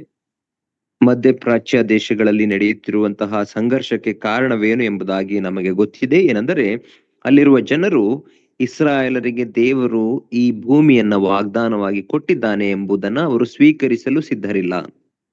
The boundary of the land that was given only in the time of Solomon, they came close to that boundary. Today they have a very small land. Even that the neighbors want to take away from them. Only in the millennium they will have the whole land. ದೇವರು ಇಸ್ರಾಯೇಲರಿಗೆ ವಾಗ್ದಾನ ಮಾಡಿದಂತಹ ಈ ವಾಗ್ದಾನ ದೇಶದ ಮೇರೆಯನ್ನ ನೋಡುವಾಗ ಅದು ಎಲ್ಲಾ ಮೇರೆಯನ್ನ ಅವರು ವಶಪಡಿಸಿಕೊಳ್ಳುವುದರ ಹತ್ತಿರಕ್ಕೆ ಬಂದದ್ದು ಸೊಲೊಮೋನನ ಅಧಿಕಾರ ಅವಧಿಯಲ್ಲಿ. ಅದಾದ ನಂತರ ಈಗ ಇಸ್ರಾಯೇಲರನ್ನ ನಾವು ನೋಡುವ ಪ್ರಸ್ತುತ ಅವರಿಗಿರುವಂತಹ ಆ ಭೂಮಿ ಅಥವಾ ದೇಶ ಅದು ಅತ್ಯಂತ ಕಡಿಮೆಯಾದದ್ದು. ಅದನ್ನು ಸಹ ಸುತ್ತಲಿರುವಂತಹ ಜನರು ವಶಪಡಿಸಿಕೊಳ್ಳಬೇಕು ಎಂಬುದಾಗಿ ಹಾತೊರೆಯುವುದನ್ನು ನಾವು ಕಾಣುತ್ತೇವೆ. ಅದು ಇಸ್ರಾಯೇಲರಿಗೆ ವಾಗ್ದಾನ ಮಾಡಿದ ಎಲ್ಲಾ ದೇಶದ ಮೇರೆಯನ್ನು ಅವರು ಆವರಿಸಿಕೊಳ್ಳುವುದು ಯಾವಾಗ ಅಂದರೆ ಯೇಸು ಕ್ರಿಸ್ತನ 1000 ವರ್ಷದ ಆಳ್ವಿಕೆಯಲ್ಲಿ. Finally, in closing, let's see the children of Israel were not to make any covenant with the inhabitants of the land or with their gods. ಕಟ್ಟಕಡೆಯದಾಗಿ ಈ ಅಧ್ಯಯನವನ್ನ ಮುಗಿಸುವಾಗ ದೇವರು ಇಸ್ರಾಯೇಲರಿಗೆ ಕೊಟ್ಟಂತಹ ಕಡೆಯ ಆಜ್ಞೆ ಏನಂದ್ರೆ, ನೀವು ಈ ದೇಶದ ಜನರೊಟ್ಟಿಗೆ ಆಗಲಿ ಆ ದೇವತೆಗಳೊಟ್ಟಿಗಾಗಲಿ ಯಾವ ಒಡಂಬಡಿಕೆಯನ್ನು ಸಹ ಮಾಡಿಕೊಳ್ಳಬಾರದು. Even a man like Joshua made a mistake making a covenant with the Gibeonites. If you read Joshua 9, you will see that. ಆದರೆ ಯೆಹೋಶುವನೆಂತಹ ದೇವರ ನಾಯಕನೂ ಸಹ ಈ ವಿಷಯದಲ್ಲಿ ತಪ್ಪುವುದನ್ನು ನಾವು ನೋಡುತ್ತೇವೆ. ಯೆಹೋಶುವ 9ನೇ ಅಧ್ಯಾಯಕ್ಕೆ ಬರುವಾಗ ಅಲ್ಲಿ ಅವನು ಗಿಬ್ಯೋನ್ಯರೊಟ್ಟಿಗೆ ಒಡಂಬಡಿಕೆ ಮಾಡಿಕೊಳ್ಳುವುದನ್ನು ನಾವು ಕಾಣುತ್ತೇವೆ. They deceived Joshua and the leaders. ಆ ಗಿಬ್ಯೋನ್ಯರು ಯೆಹೋಶುವನನ್ನ ಮತ್ತು ಆ ನಾಯಕರುಗಳಿಗೆ ಮೋಸದಿಂದ ಒಡಂಬಡಿಕೆ ಮಾಡಿಕೊಳ್ಳುವುದನ್ನು ನಾವಲ್ಲಿ ಕಾಣುತ್ತೇವೆ. Teaching of separation, we see the counterpart of it in New Testament, 2 Corinthians chapter 6, verse 14 to 18. ನಾವು 2 ಕೊರಿಂಥದವರಿಗೆ ಬರೆದ ಪತ್ರಿಕೆ 6ನೇ ಅಧ್ಯಾಯ 16ರಿಂದ 18ನೇ ವಚನದಲ್ಲಿ ನಾವು ಓದುವ ಪ್ರಕಾರ ಇದಕ್ಕೆ ತದ್ವಿರುದ್ಧವಾದಂತಹ ಕಾರ್ಯಗಳನ್ನ ನಾವು ಅಲ್ಲಿ ಜರುಗುವುದನ್ನ ನಾವು ನೋಡುತ್ತೇವೆ. ತದ್ವಿರುದ್ಧವಲ್ಲ ಬ್ರದರ್, ಇದು ಹಳೆ ಒಡಂಬಡಿಕೆಯಲ್ಲಿ ಅವರು ಒಡಂಬಡಿಕೆ ಮಾಡಬಾರದು, ಹೊಸ ಒಡಂಬಡಿಕೆ ವಿಶ್ವಾಸಿಗಳಾದ ನಾವು ಹೇಗೆ ಪ್ರತ್ಯೇಕವಾಗಿರಬೇಕು. We see in 2 Corinthians 6. ಆ ಪ್ರತ್ಯೇಕತೆಯ ಕುರಿತಾದಂತಹ ಆ ಬೋಧನೆಯನ್ನ ನಾವು 2 ಕೊರಿಂಥದವರಿಗೆ ಬರೆದ ಪತ್ರಿಕೆ 6ನೇ ಅಧ್ಯಾಯದಲ್ಲಿ ನಾವು ಓದುತ್ತೇವೆ. ಹಳೆ ಒಡಂಬಡಿಕೆಯಲ್ಲಿ ಇಸ್ರಾಯೇಲರು ಪ್ರತ್ಯೇಕವಾಗಿರಬೇಕು ಎಂಬುದಾಗಿ ತಿಳಿಸಿದಂತ ದೇವರು ಹೊಸ ಒಡಂಬಡಿಕೆಯಲ್ಲಿ ಆತನ ವಿಶ್ವಾಸಿಗಳಂತ ನಾವು ಪ್ರತ್ಯೇಕವಾಗಿರಬೇಕು ಎಂಬುದಾಗಿ ಬಯಸುತ್ತಾನೆ. Thank you very much for patiently listening. Lord willing, we will continue next week. ತಾಳ್ಮೆಯಿಂದ ನನ್ನ ಮಾತುಗಳನ್ನು ಕೇಳಿದ್ದಕ್ಕಾಗಿ ನಿಮಗೆ ವಂದನೆಗಳು. ದೇವರ ಚಿತ್ತ ಇರುವುದಾದರೆ ಮುಂದಿನ ವಾರ ನಮ್ಮ ಅಧ್ಯಯನವನ್ನು ನಾವು ಮುಂದುವರಿಸೋಣ.